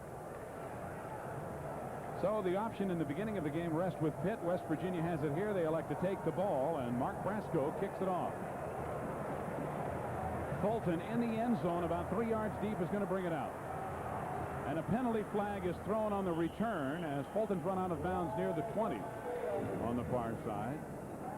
But a flag was thrown away from the play on the near side of the field. So Darren Fulton with a pretty good return. But let's see what referee John Sophia has to say.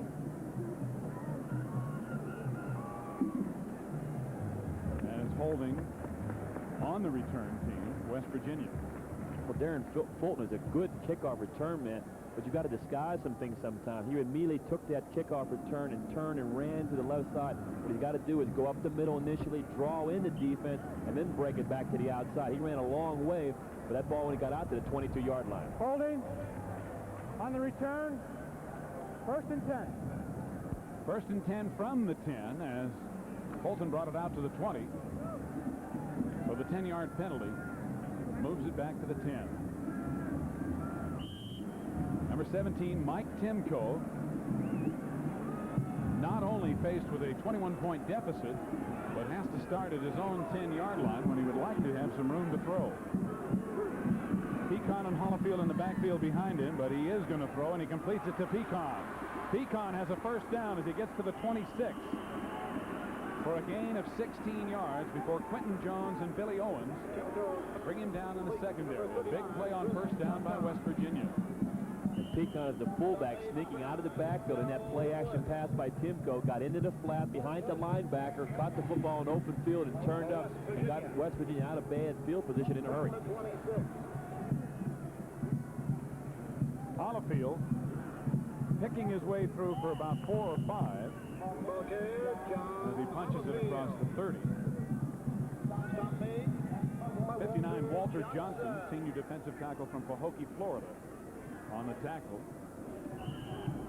Sure, gain 5. It'll be 2nd and 5. Sure, Don Nealon told his team at halftime, we get the football at the start of the second half, we move up the field, get right back in the game with a good sustained drive, and get back to playing our type of football with his first series. Grantis Bell in motion through the formation. And a quick drop and a throw incomplete. Calvin Phillips, number 82, had a catchable ball but couldn't hold on. Billy Owens with the coverage for Pitt. So it'll be 3rd and 5, still just outside the West Virginia 30. Calvin Phillips is running a quick slant pattern. Billy Owens is reading it perfectly in that strong safety position. He drove on the football with the release of the ball, and he got there right when the ball got there, and Calvin Phillips had no chance of catching that. As you see, West Virginia 4 of 10 in third down conversion so far. Timko forced back a little deeper than he would like, and again it's incomplete. Robert Bradley had the coverage on Chris Pecan out of the backfield. And a freshman, Bradley from Elizabeth, New Jersey, with a hard hit. Pecan unable to hold on. He would not have had the first down yardage anyway. So it's 4th down and 5 yards to go. Lance Carrion into the game to punt it away. And again, Billy Osborne, number 12, in his first game as a punt returner, is back. And this is a good one, as Carrion drives Osborne back to the 19. But Osborne has an opening, and he gets it out to the 33. Lance Carrion with a 50-yard punt. But a good return by Billy Osborne, and Pitt will have it as we have 13:38 left to play in the third quarter. The score, Pittsburgh 31, West Virginia 10. 51-yard punt by Lance Carrion. Mount Hood, Oregon, and Old Milwaukee. Pittsburgh's fine offensive tackle, Randy Dixon, number 69, who left the game at the end of the first half, having his right ankle attended to, has still not returned to the game. Pitt 1st and 10. They're at their own 33. Their first possession of the second half as Kangemi drops. And it's incomplete. It was intended for Chuck Scales, but overthrown. Number 35, Preston Waters, had the coverage for West Virginia, so it'll be 2nd down and 10, still at the Pitt 33. Well, that's one thing when you have his run-and-shoot type offense. You don't even know how to work on the clock with a 31-10 lead. So they come out trying to sustain some running attack right now. They come right away with 4 wide receivers, man in motion, and throw the football. More of the same. Randy Dixon does not have a broken bone. He has just a sprain, it is diagnosed after the x-rays, but he will not return to the game for Pitt today. Incomplete, intended for number 12, Billy Osborne, over the middle, but Osborne unable to hold on. So it'll be 3rd and 10 from the Pitt 33. It was just a quick crossing route as we see one of the West Virginia players, the ice bag on his ankle. Billy Osborne ran a quick inside route. The ball was right there. He just dropped the football at the 40-yard line. Don Nealon trying to get his team back in the game as they trail by 21. Pitt 4 of 7 for third down conversions today. And Jimmy, under a lot of pressure, gets out of it. Has the first down into West Virginia territory. Down to the 35. Covered there by Larry Hawley, the strong safety. John Kangemi did a little shooting, so he decided to do a little running. That's where West Virginia changes up and goes to their man-to-man because they brought a blitz. John Conjemi ducks underneath, good athlete. People are running with their receivers downfield, have their backs turned to John Conjemi. That's why he makes his big run inside the 35-yard line against that West Virginia blitz. It's a gain of 34 by Conjemi. Matt Smith, number 50, was blitzing him, and Conjemi just did get out of the way and turned it into a 34-yard gain.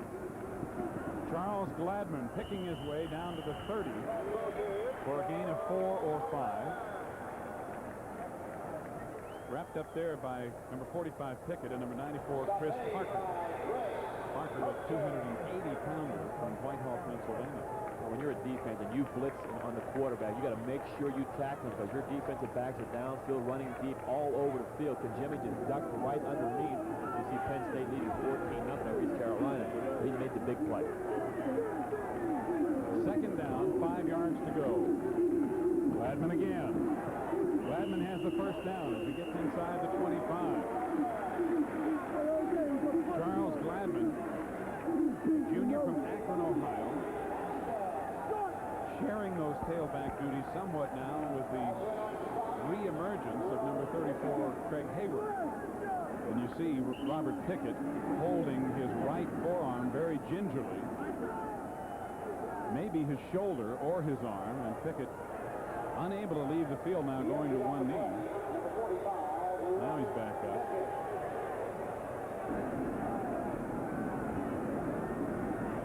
Sometimes you get a blow on that arm or get it twisted, Jack, and it goes dead. It goes numb for you for an instant. You're not sure what's wrong, whether it's your shoulder, your elbow, or whatever. It looked like the initial was holding his hand or his wrist for a while, but we hope he is all right and gets back in the football game because that West Virginia defense really needs it. Well, Gladman did not pick up the first down. They marked the ball back near the 25, so it's third down and very short yardage to go, and Conjemi sneaks forward in an effort to pick it up. And he does. Conjemi for one down to the 23, or maybe a gain of 2 officially. It'll be first and 10 Pitt as they have the lead, they have the ball, and they are in control in their first possession here in the second half.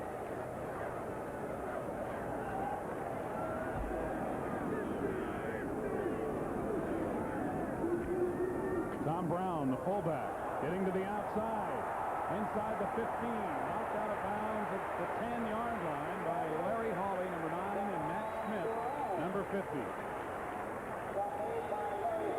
Boy, the passing effectiveness of Conjemi has really opened up the running game in all areas for Pitt. You see Tom Brown going to the outside. When you turn the corner and get upfield, usually your wide receiver is doing a good job of blocking. You see Michael Stewart knock down the defensive back. That enabled Tom Brown to turn that corner and get the ball inside the 10-yard line.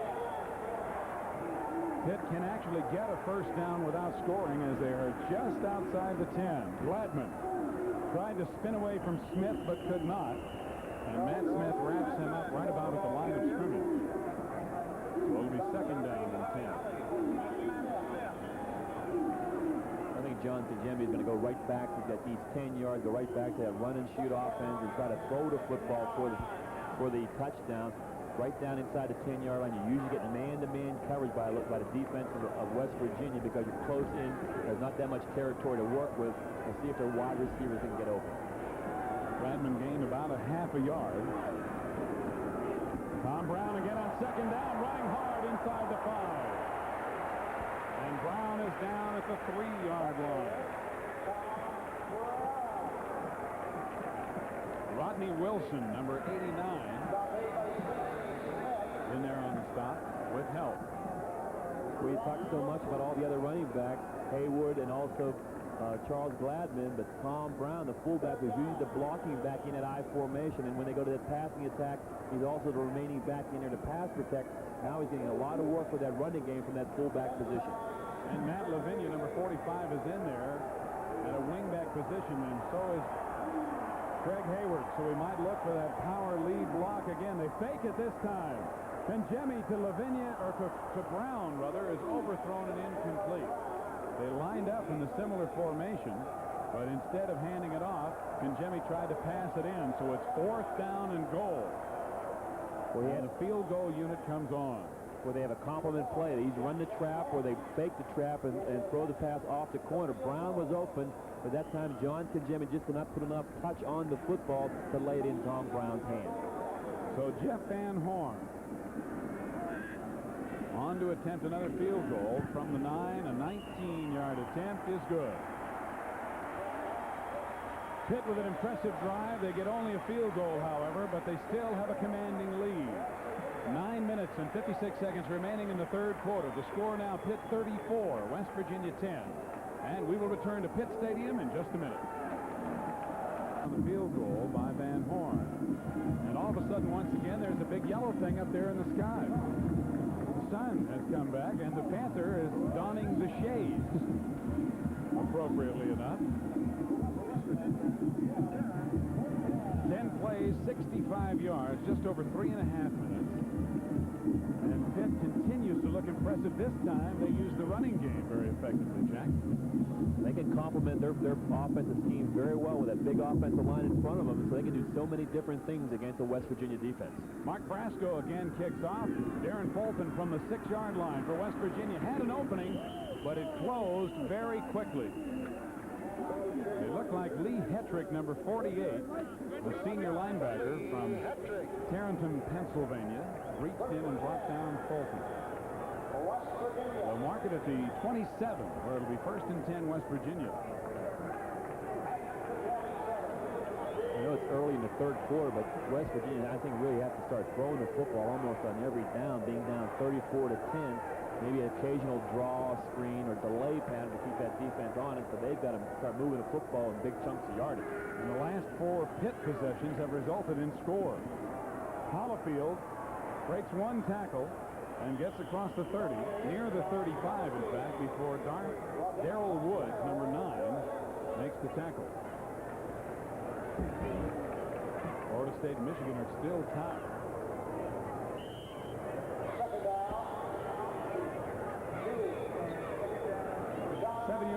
For Hollifield, it's 2nd and 3 as they mark it at the West Virginia 34.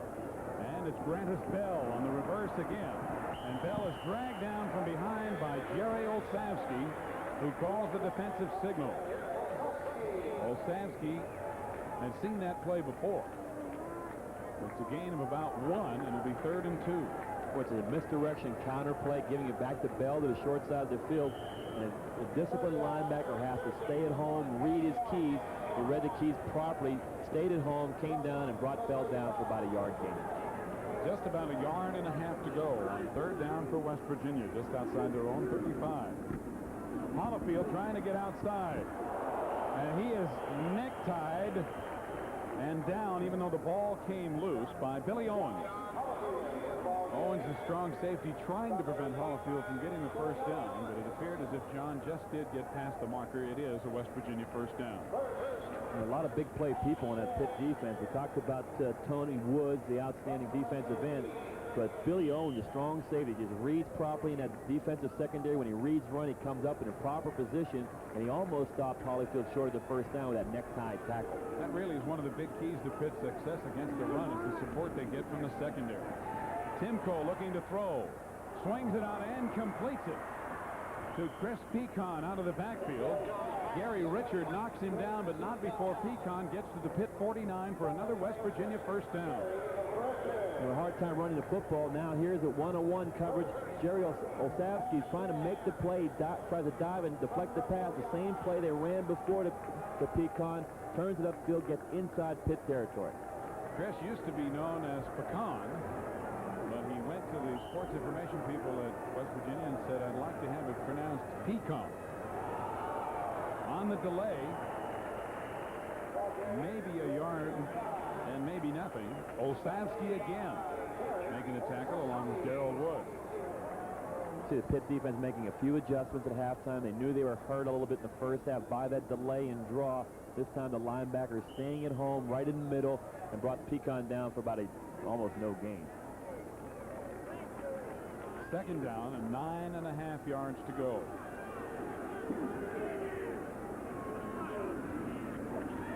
Great route by Timko under pressure.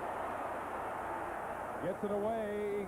Holifield with a circus catch with a one-hander inside the Pitt 40. A penalty flag is down, however. Number 76, Lorenzo Freeman, was putting a lot of pressure on Mike Timko, and the indication is holding against West Virginia, so the game will be nullified. Lorenzo Freeman lined up here, right tackle, just putting a move and taking the inside gap. He comes clean. Very quick for a big man. He gets tackled as well. Could not bring Timko down. The official saw the hold on the play, but he made a real quick inside move on the offensive lineman and took that gap, was home free. So the penalty will be marked off from the Pitt 49 back into West Virginia territory, the 10-yard variety, and here's the call from John Sophie. Holding on the offense. Still second down. An illegal use of hands penalty would bring only a 5-yard mark off, but the more serious of the two, holding, a 10-yard penalty. Second down, 20, West Virginia at their own 41. Timko rolling and completing it to Undra Johnson out of the backfield. Johnson gives up the football, but he was down and covered by Robert Bradley, number 16. A short gain on the play of 4 or 5 yards, and it'll be third and about 15. Talking to some of the coaches at Pitt yesterday afternoon, they said, if we get a lead, you will not see us blitz at all. We'll play just with a 4-down lineman and use our nickel back, forcing the plays underneath, like that time Undra Johnson catching the ball in the flat, but for a very short gain. Timko again. Knocked down, and so is the football. It's loose. And apparently Pitt thinks they have it. However, the official signals West Virginia has it. The ball was knocked out of Timko's hand, and Timko apparently recovered his own fumble. Tony Woods, number 90, again with pressure. This is Tony Woods. He's an athletic ability right up the field, cutting off that corner against that offensive lineman. He just gets his hand in there. Timko looks like he almost fumbles the football before Woods gets there. Billy Osborne back to receive the punt from Lance Carrion, and Carrion's punt goes out of bounds near the 25 of Pittsburgh. So with 6:02 remaining in the third quarter, we have a timeout on the field with the score Pitt 34, West Virginia 10. We'll be right back.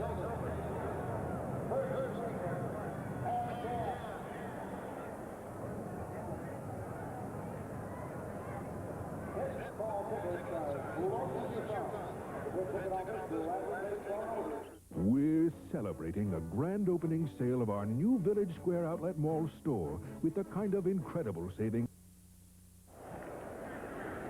The official attendance announced at 55,129 today, so some folks who bought tickets didn't bother to come to the game because they sold all the tickets, and that would mean about 56,500. First and 10 Pitt at their own 25. And Jemmy firing long over the middle and overthrows Michael Stewart. So it'll be incomplete and second and 10 at the 25. Pitt does not look like a team that's leading 34-10 and trying to catch Michael Stewart on a quick post on first down. I don't know if they know how to idle it down a little bit in that run-and-shoot offense. Pickett back into the game after leaving with that injured arm earlier. So that's good news. And Jemmy has not completed a pass here in the second half. Tom Brown running hard across the 30. Wrapped up by number 59, Eric Lester, and number 97, Jeff Casto. As he picks up about 7 near the 32. Gain of 6, actually. It'll be third and about 4. And that's the, it looks like the plays, the offensive plays that one of the quarterbacks would like to run when he gets in the football game, and in that type of order for West Virginia. Couldn't tell the number. Might have been the backup quarterback. Was that Mike Timko? A little cheat sheet often come in handy. And Jemmy on third and 4. Lots of time over the middle and complete for the first down to Tom Brown, who here in the second half particularly has been the main man offensively. Robert Pickett with the tackle for West Virginia. Tom Brown looks a little bit tired right now. He's limping back to the huddle noticeably after the play before this. This time, Jimmy is trying to go deep, The West Virginia defense, their zone dropped off 10 to 12 yards deep, and then Tom Brown just delays for a count, comes out of the backfield, and it's an easy completion from Kangemi. And Brown out of the game, and Craig Hayward in. First down, Pittsburgh at their own 40. Hayward on the trap, big hole, trying to get to the outside and rumbling to the 50-yard line near a first down before Matt Smith drags him down from behind. This is a very quick 260-pound tailback. The quick trap inside, he has to hold very quickly, breaks the tackle at the line of scrimmage. Now he's trying to find an open field.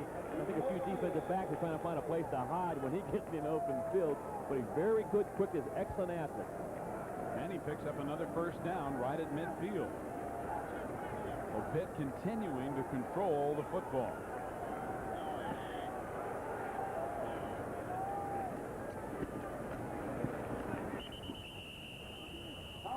Tom Brown carrying, getting a couple to the 48.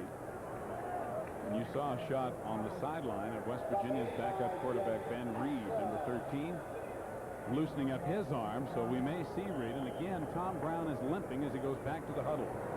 He's done an awful lot of work, not only carrying the football more than he usually does, but also catching the ball out of the backfield, making a number of key receptions from John Kangemi. So he's had a lot of work here, and it's a hot, humid afternoon. And Brown the only setback, as now Pitt has 4 receivers in the game once again. Second down, 9 yards to go. Hosea Hurd with a swing pass. And a couple of good moves as he gets down to the 42. Knocked down by Preston Waters, number 35, and 41, Dave Lockwood. What an offense like this does, really spreads out a defense. You see Kangemi rolling out. He has Hurd right out here in the flat. It just stretches your zone so far, it's hard for you to react in that secondary. And then Hosea Hurd makes a few people miss, which sets up a third down about 1.5 or 2. This is the same offense that Kerwin Bell at Florida has operated to become a Heisman Trophy candidate. And the way John Kangemi is running it today, what could he have done during his career if he'd had this all 5 years? Hayward cutting it back to the outside.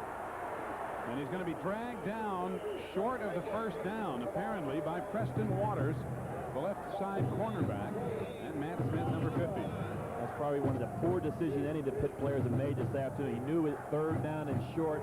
You've got to turn it upfield. You're 260 pounds. Get the first down first, and then try to make the big play upfield. He went to the outside, and that's when the West Virginia pursuit brought down Hayward. Matt Lavinia, number 45, along with 2 tight ends, Vernon Kirk and 82 Tom Hubner, are into the game in the short yardage offense for Pittsburgh. It is 4th down and about a half yard to go, just outside the West Virginia 40. Lavinia leads Hayward, and Hayward leans into the pile. It'll be very close. It is a first down for Pitt.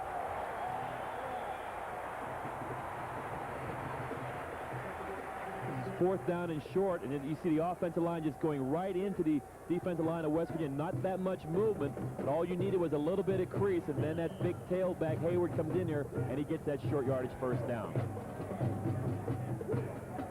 Another thing, what it does to a football team when you're playing against a tailback like Hayward, it really kind of wears you down. When you got to make tackles in open field on a guy like that, it could be a very punishing afternoon, which takes its toll really in the fourth quarter. Pitt now has 20 first downs, and a pitch back, and Osborne's going to throw the pass.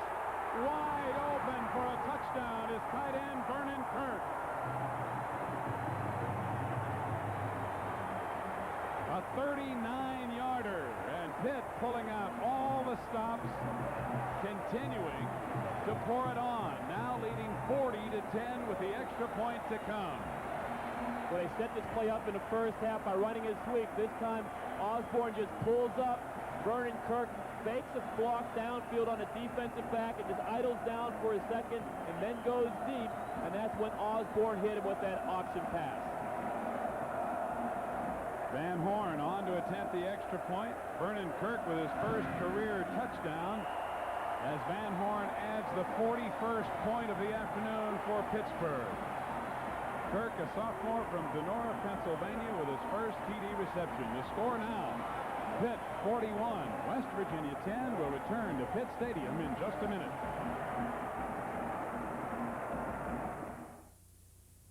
In 1969, man flew farther than ever before. So are you, Houston? But as far as flying has come, it still has a long way to go. West Virginia quarterback Mike Timko joins the fight against drugs. As an athlete, I have learned to value my body and keep it in top physical condition. As a football player, I know that the harmful effects of drugs and alcohol can severely affect my performance both on and off the field. I have made the decision to avoid the use of drugs and alcohol. I believe this will help me to lead a better, happier, healthy life. The preceding message has been brought to you by the College Football Association. The Pitt fans celebrating as their Panthers lead by 31 points here in the third quarter with 1:28 remaining in the third. And let's take a look again at the reverse pass. Billy Osborne to Vernon Kirk. That's the first time Billy Osborne lined up as that close flanker like that in motion and getting the pitch out. Vernon Kirk does have to do a good job of acting downfield like he's going to make a block on a defensive back, and at the last second drove deep downfield, and that's when Billy Osborne put the ball right there for the touchdown. And our spotter Brooks Thomas pointing out that Billy Osborne was a high school quarterback. Mark Brasco kicking off for Pitt. Fulton 2 yards deep will bring it out. And he's run out of bounds near the 20. Matt Bradley, 52, leads the charge. James Turner, 88, and 16, Robert Bradley, all there. Fulton's getting his practice on kickoff returns as the Panthers continue to put points on the board. They're doing it in a hurry. The last 5 possessions, they've had 3 touchdowns and 2 field goals. I will say that run and shoot offense works for Mike Godfrey. And they get better with it every week. They really brought it to the forefront against Purdue last week as they came back to score 41 against Purdue after trailing 14-0. Dumped off out of the backfield to Hill, who is up to the 25-yard line. Lorenzo Freeman, 76, and Billy Owens, number 1, the strong safety, bring down Ed Hill. They're trying to set up a screen right now to slow down the pass rush. You see Jerry Olszewski right now try to fight off the block, force the play back inside. Then he gets helped by Freeman. Good hustle by the nose tackle, defensive tackle Lorenzo Freeman to help out on the play. Gain of 4, 2nd and 6. West Virginia at their own 24. Timko dropping. Lots of time. Dumps it off incomplete, intended for John Holofield out of the backfield. But the pass thrown behind Holofield a little, and Don Nehlen expressing his exasperation. For one of the few times that the offensive lineman gave good protection for Mike Timko. I think he was surprised that he had that kind of time to deliver the football over the middle to Holofield, just a little bit behind him on that crossing route. Even if he catches the football, it's only about a 3 or 4 yard gain.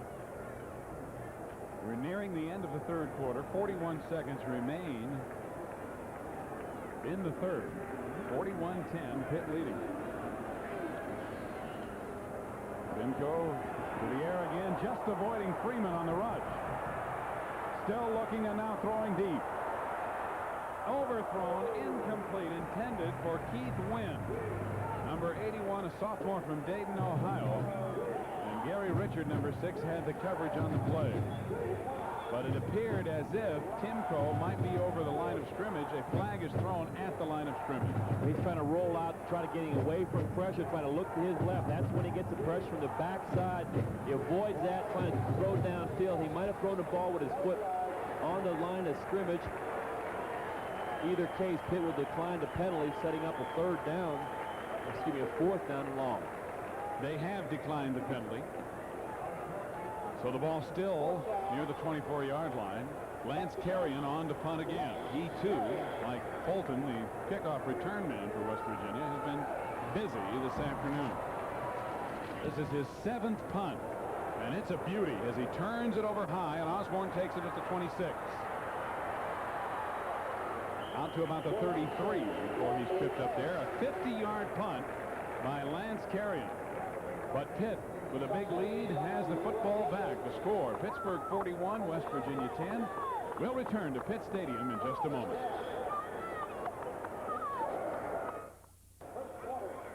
Pitt has the ball back, 1st and 10 at their own 33.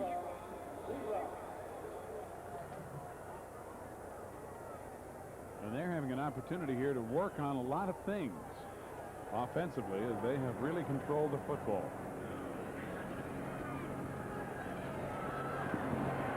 And Jemmy with a lot of time, way too tall for Gladden, getting out of bounds and complete. 14 seconds remain in the quarter. It'll be 2nd and 10.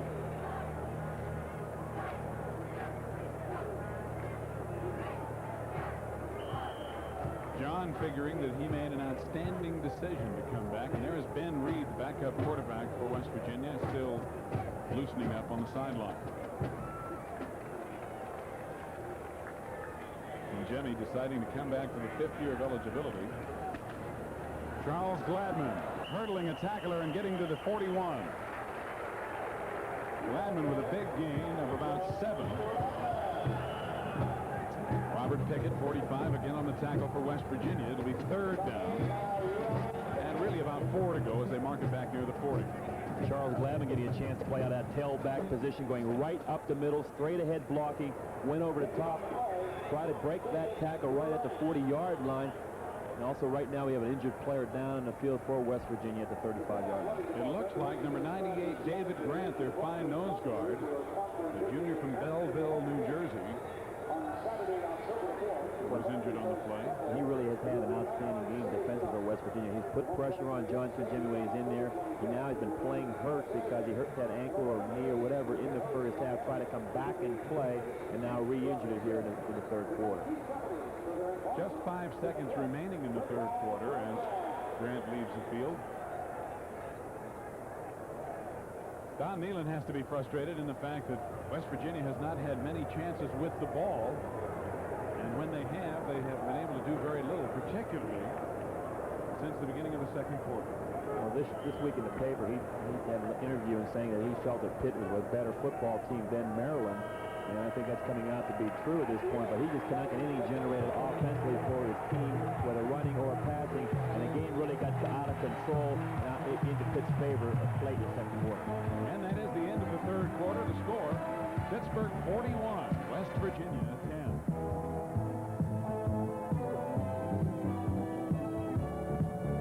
Get 2.9 APR financing. For 4th, when Pitt hosts Temple, enjoy action-packed Panther football.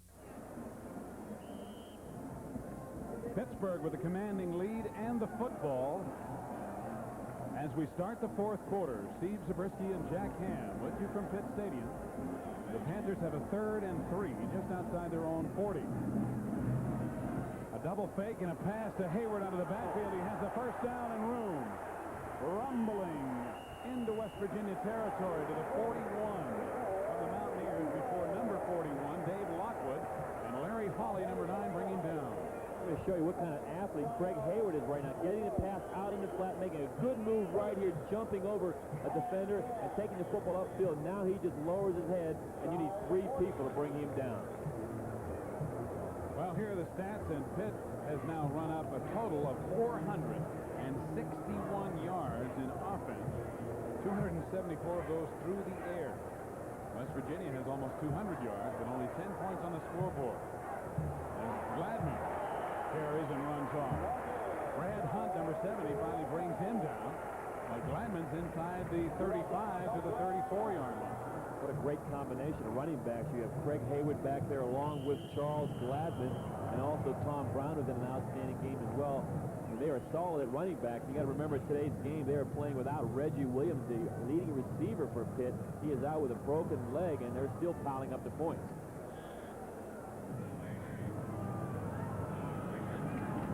Second and about 4 yards to go. Gladman breaks a big one up the middle. Inside the 20, inside the 15, and still running hard as he gets to the 10-yard line. Charles Gladman's biggest gain of the day, a 25-yarder. And Pittsburgh just keeps on coming. I think this play exemplifies the West Virginia defense is just getting tired out there right now. Gladman right up the middle, breaking tackles, making a spin move right here.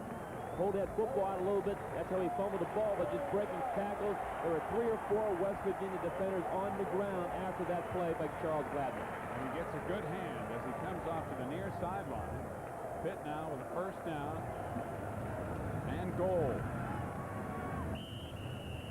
Gain of about 3, possibly more, by Craig Hayward. Hayward practically guaranteed a yard or 2 if he just falls down. That Pitt offense is really tough to defend when you have such a great passing attack with those 4 wide receivers.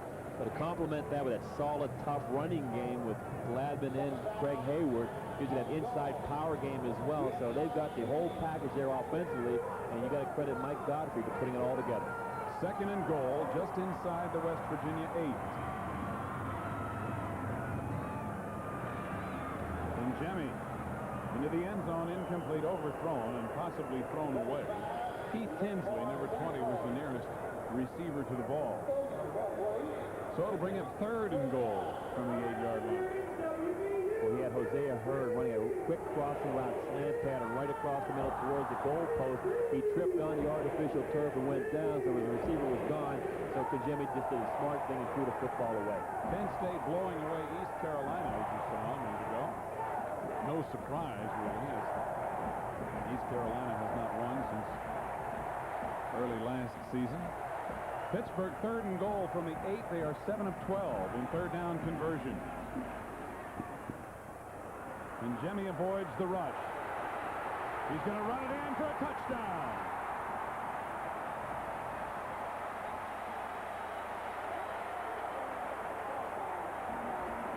Pittsburgh has scored just about every way possible as they now lead 47-10 with the extra point to follow. When John Kinjemi, who's an excellent runner, he gets outside the containment. You got to remember, everybody's playing man-to-man coverage on 4 wide receivers downfield. When he gets outside the containment, he is home free because everybody's in the end zone covering people, and John Kinjemi just walks in for the touchdown.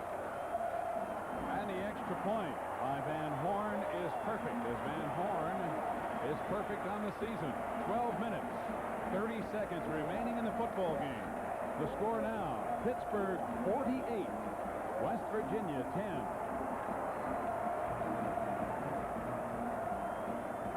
This is Wiley Coyote. He's been trying. There was no one open downfield. He just tucked the football away, and it was an easy touchdown for Pitt and John Kinjemi. Kinjemi has rushed for 66 yards. As you look at the scoring drive, he has passed for 254 for a total of 320 yards in total offense, 3 touchdown passes and 1 rushing touchdown. Fulton out across the 25 to the 29.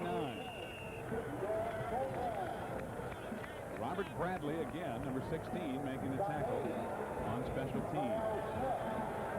Pitt has a chance today to break their all-time scoring record in 1983.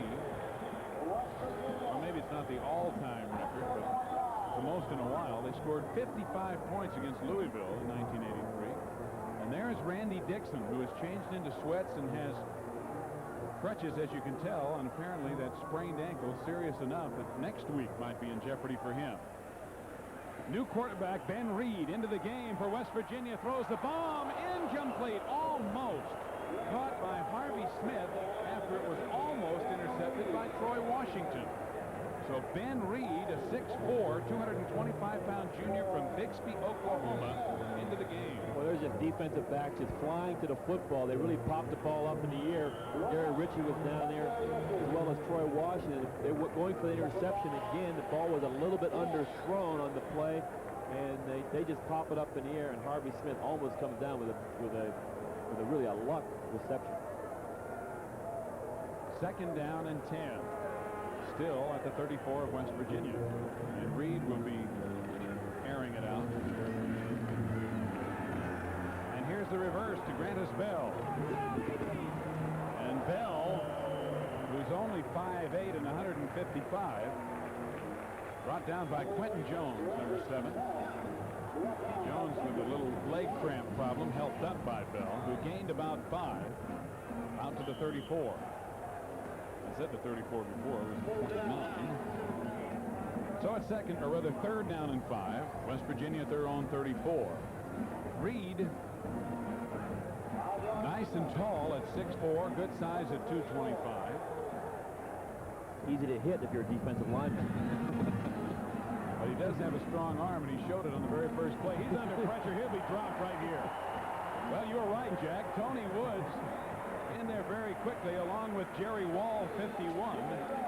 And they sandwich Reed. It'll be 4th down and about 10, maybe 12.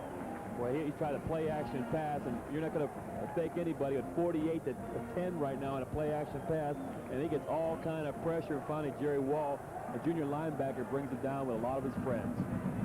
Well, here is our favorite man again, Lance Carrion, who's been as busy as anybody. His 8th straight punt. And he drives Billy Osborne back inside the 20. Osborne dragged down, and a penalty flag goes down for a possible face mask near the 25 as the tackle was made there. But Carrion, who has punted now 8 straight times, punts of 50 yards, 50 yards, 47 yards, and now a 55-yard.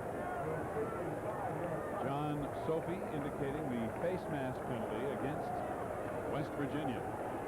So while they mark it off, we'll take a timeout. 10:42 remaining in the game. Pitt now leading 48-10 over West Virginia, and we'll return to Pitt Stadium in just a minute.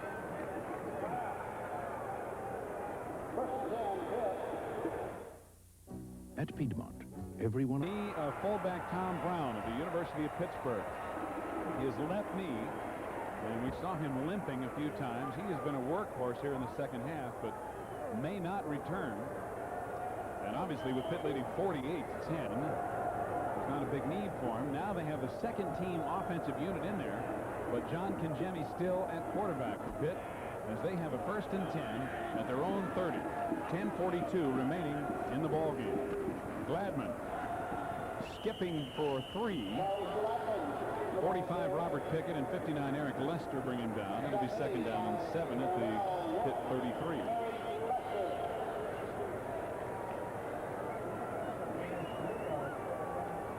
And everybody's number 1. Really, Pitt came out here this afternoon early in the game, made a few fumbles, coughed the football up for the field goal. Here's another Holly, Larry Holly, the strong safety, is starting to limp off the field. It's been a tough physical game being out there against that Pitt offensive line, and he now limps off the senior defensive back, and we just hope he's all right as well.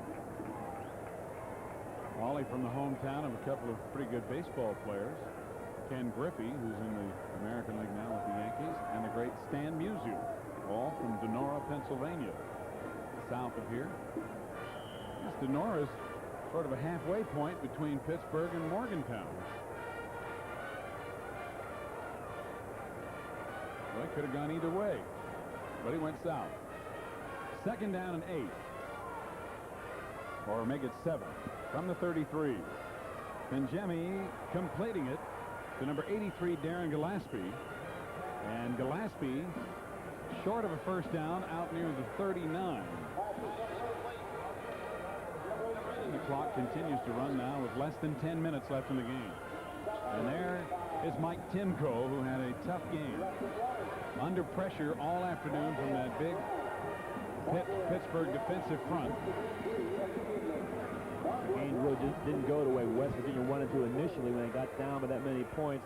They really took away any kind of running game they possibly could have against Pitt. Had to throw the football, and that's just playing right into Pitt defensive hands. 3rd down and about 2 yards to go. Gladman takes the pitch. Penalty flag goes down as Gladman goes down after picking up the 1st down at about the 42. Mike Fox, number 61, left defensive tackle, making the play. But let's see what the officials have to say. This is holding against Pittsburgh. Pitt throwing the football in the first play to Darren Gillespie. It's not Pitt running up the score. That is their offense. They're running the same exact offense they're running in practice. They throw the football, and a lot of times throwing the football out in the flat is almost like a running play for them on 1st down and get positive yardage. So they're really not trying to run up the score on Don Nealon and the West Virginia team. It's just that's their style of offense, and they're going to play it to with 9:23 left to go in the game. Holding on the offense. Still 3rd down. 10-yard penalty moves the ball back to the Pitt 31, where it is 3rd down and 9. Look at the 1st down comparison. Pitt with more than twice as many. They have controlled this game and the football in many, many ways. behind 3-0, but then jumped out quickly with 2 big TD passes to a 14-3 lead, and they've been rolling ever since. Jemmy running out of the pocket. Slides down as he crosses the 35, short of the first down. It'll be 4th down as Jeff Lucas, number 99, a senior from Hackensack, New Jersey, made the tackle. And the punting unit comes on for Pittsburgh. John Rasp, a 6'6", 210-pound freshman from North Huntingdon, Pennsylvania, doing the punting. And Jamie Lamont, number 15, now back to receive for West Virginia. And a boomer by Rasp, taken at the 25 on a fair catch by Lamont, even though he had 5 or 6 yards of room. A 47-yard punt by Rasp. Both punters booming it out of there today. And Pitt booming to a 48-10 lead. We have a timeout with the score: Pitt 48, West Virginia 10. We'll be right back.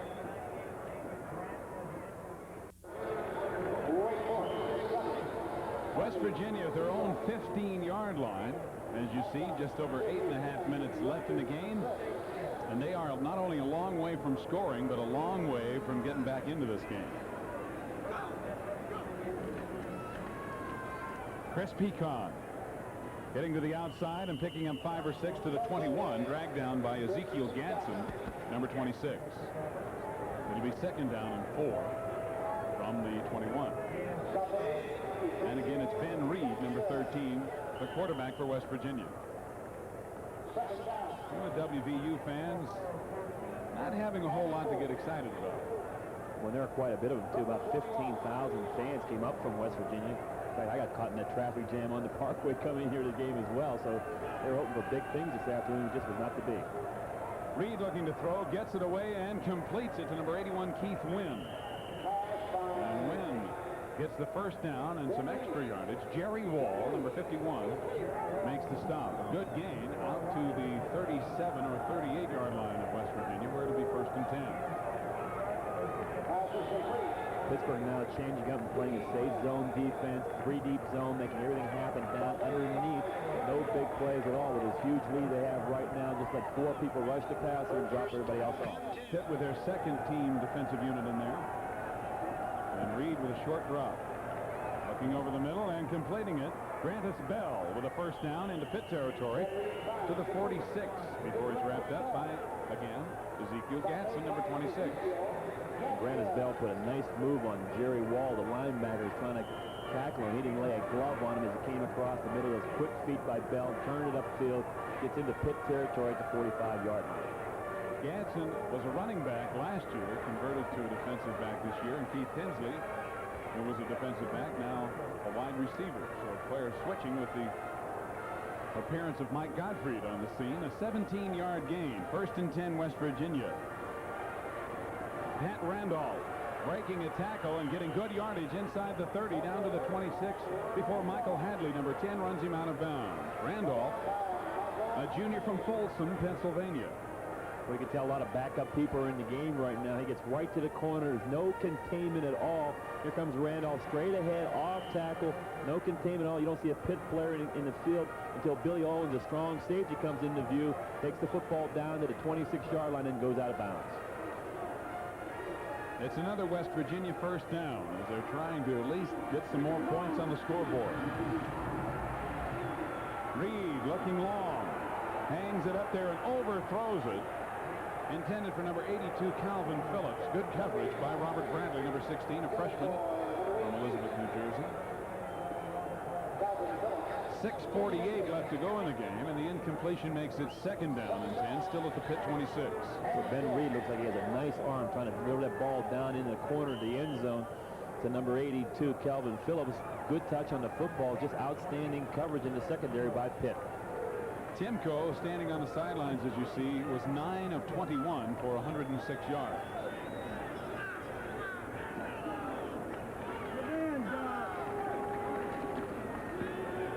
And Reed fires a quick one, complete to Darren Fulton, who was tackled immediately by Michael Hadley, number 10. Staying inbounds, so the clock will run, and the gain is right to the 20-yard line. A gain of 6. It'll be 3rd and 4.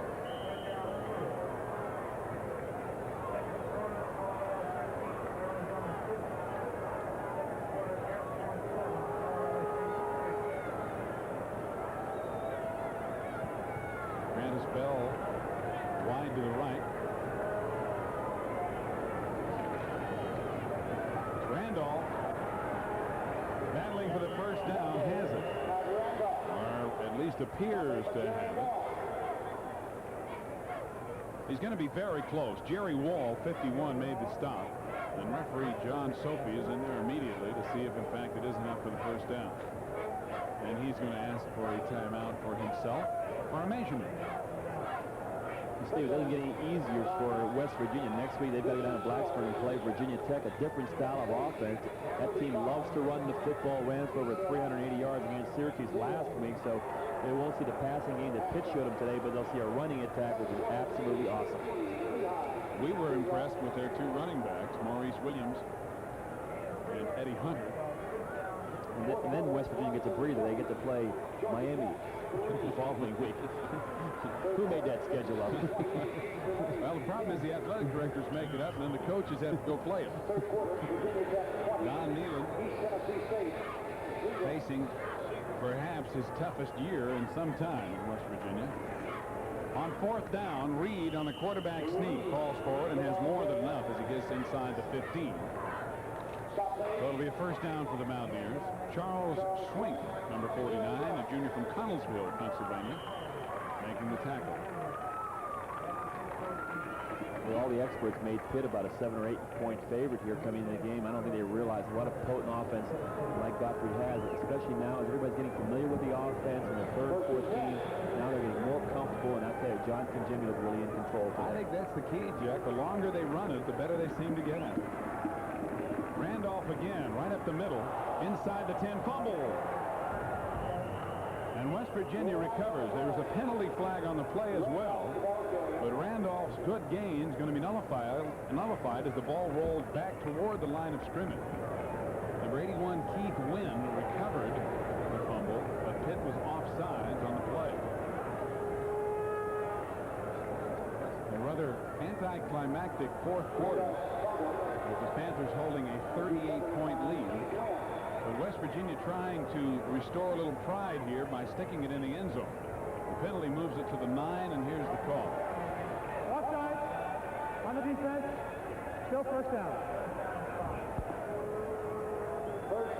First down and 5, however. West Virginia can get a first down at the 4-yard line. 5 minutes remaining in the game.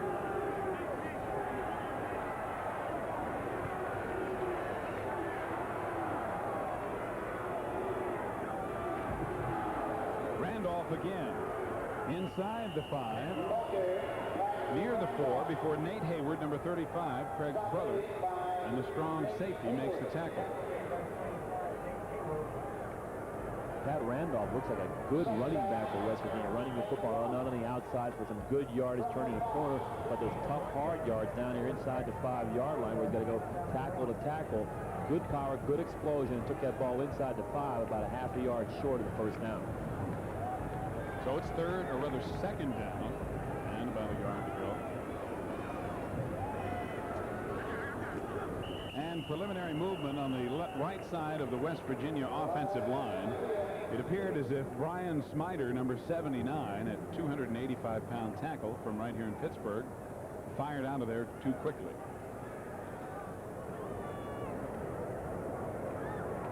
And quite often, when you get the second units in there in a game like this late, there are a lot of mistakes because guys are not used to playing, not used to playing with the quarterback's cadence or something. Illegal procedure indicated against West Virginia, so the Mountaineers will lose the 5 that they gained on the penalty against Pittsburgh, and the ball will be moved back to the 10-yard line. 7th penalty against West Virginia for 76 yards. It's been a couple of years since Pitt has won this backyard brawl. I'm sure they're going to have the bragging rights and then some here for the entire year with West Virginia, because it was just a complete football game by Pitt, offense, defense, special teams, and racking up 48 points in a very awesome offensive attack. Second down 6. Randolph again. Right up the middle and a first down as he gets to the 3. Randolph gains 7 before he is stopped in the secondary by number 16, Robert Bradley, and number 52, Matt Bradley.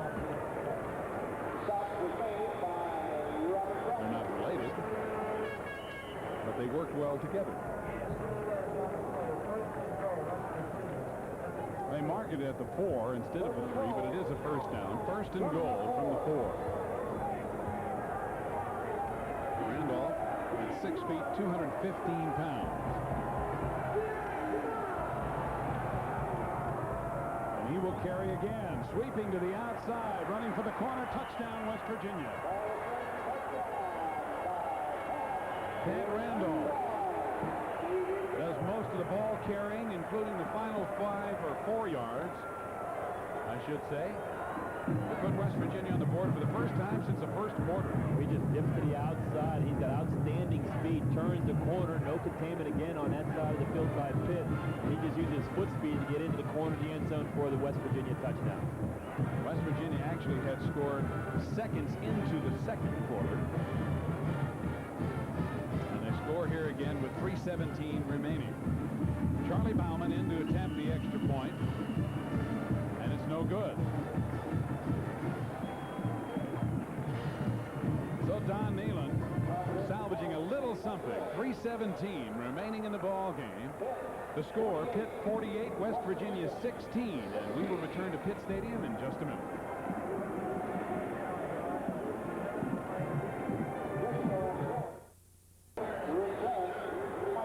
Where Pitt will go on offense with a huge lead. Bryant McAllister made the tackle. And let's look again at the touchdown by Randolph from West Virginia. Randolph, a 6 foot, 203-pound running back, tailback, just bends it back to the outside.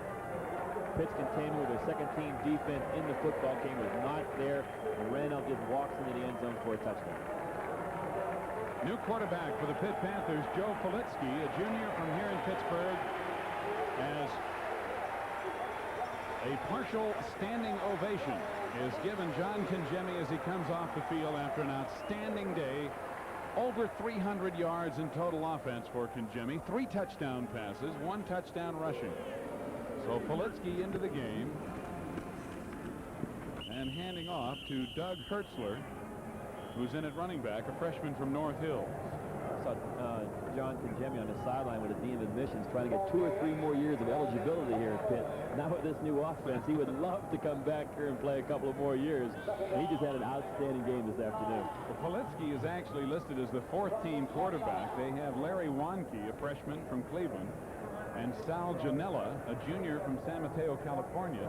They would like to redshirt both those guys since it's Congemi's last year, and since Filitsky will be a senior next year, and save him if they can as many years of eligibility as possible. 2nd down and 9. Filitsky's first pass is complete to Gillespie, and Gillespie at the 42 has a first down for Pittsburgh. And it just continues and continues with that offense. It's just a curl pattern by Gillespie on the sideline. Filitsky just turns to his right. He's got a good arm, delivers the football a little bit high, but catchable, and takes it for another first down for Pitt. It's interesting to see a lot of the people started to leave here in the 4th quarter. A couple of years last year, they were leaving because Pitt was behind. Now, Pitt has built up this huge lead, 48-16. So a lot of people left earlier in the 4th quarter with smiles on their faces. And we have 2 minutes and 20 seconds left to play in the ball game. A timeout on the field with the score, Pitt 48, West Virginia 16. Growing up in Pittsburgh can be a lonely experience, especially if your mother works all day and you stay with your aunt in a TV set till she comes back at 7 to take you home, especially when you're 7 years old and your father is gone for good. As you see, just 2:20 remaining in the game. West Virginia calling the timeout to preserve time. They certainly have no hope left. 1st and 10, Pitt from their own 42.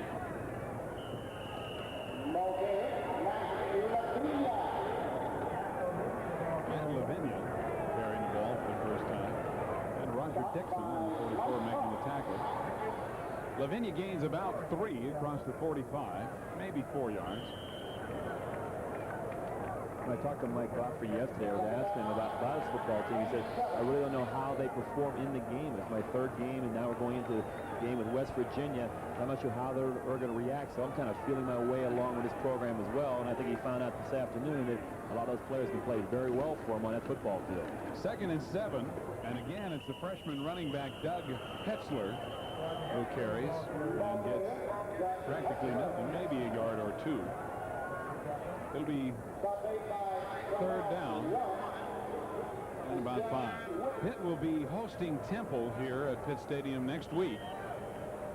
While, as we mentioned, West Virginia will be at Virginia Tech against the Hokies, and you will see that ball game, West Virginia, Virginia Tech, over most of these same stations next Saturday.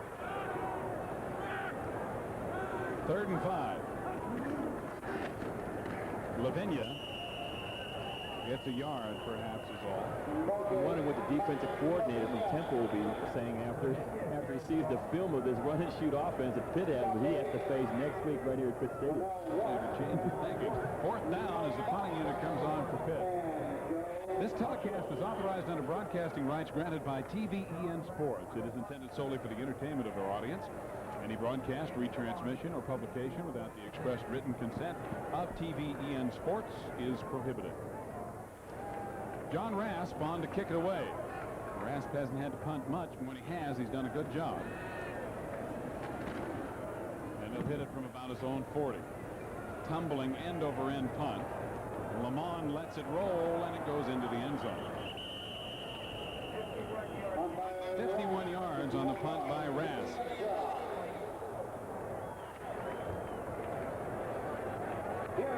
So West Virginia, 1st and 10 of their own 20. Clock stopped with just 14 seconds remaining as Mike Gottfried receives congratulations from many on the sideline, and Don Nealon, who has done an excellent job at West Virginia and has not lost this game since 1982, can only try to regroup.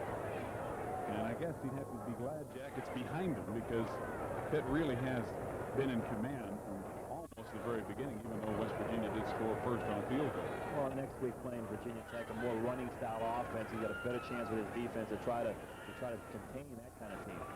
Ben Reed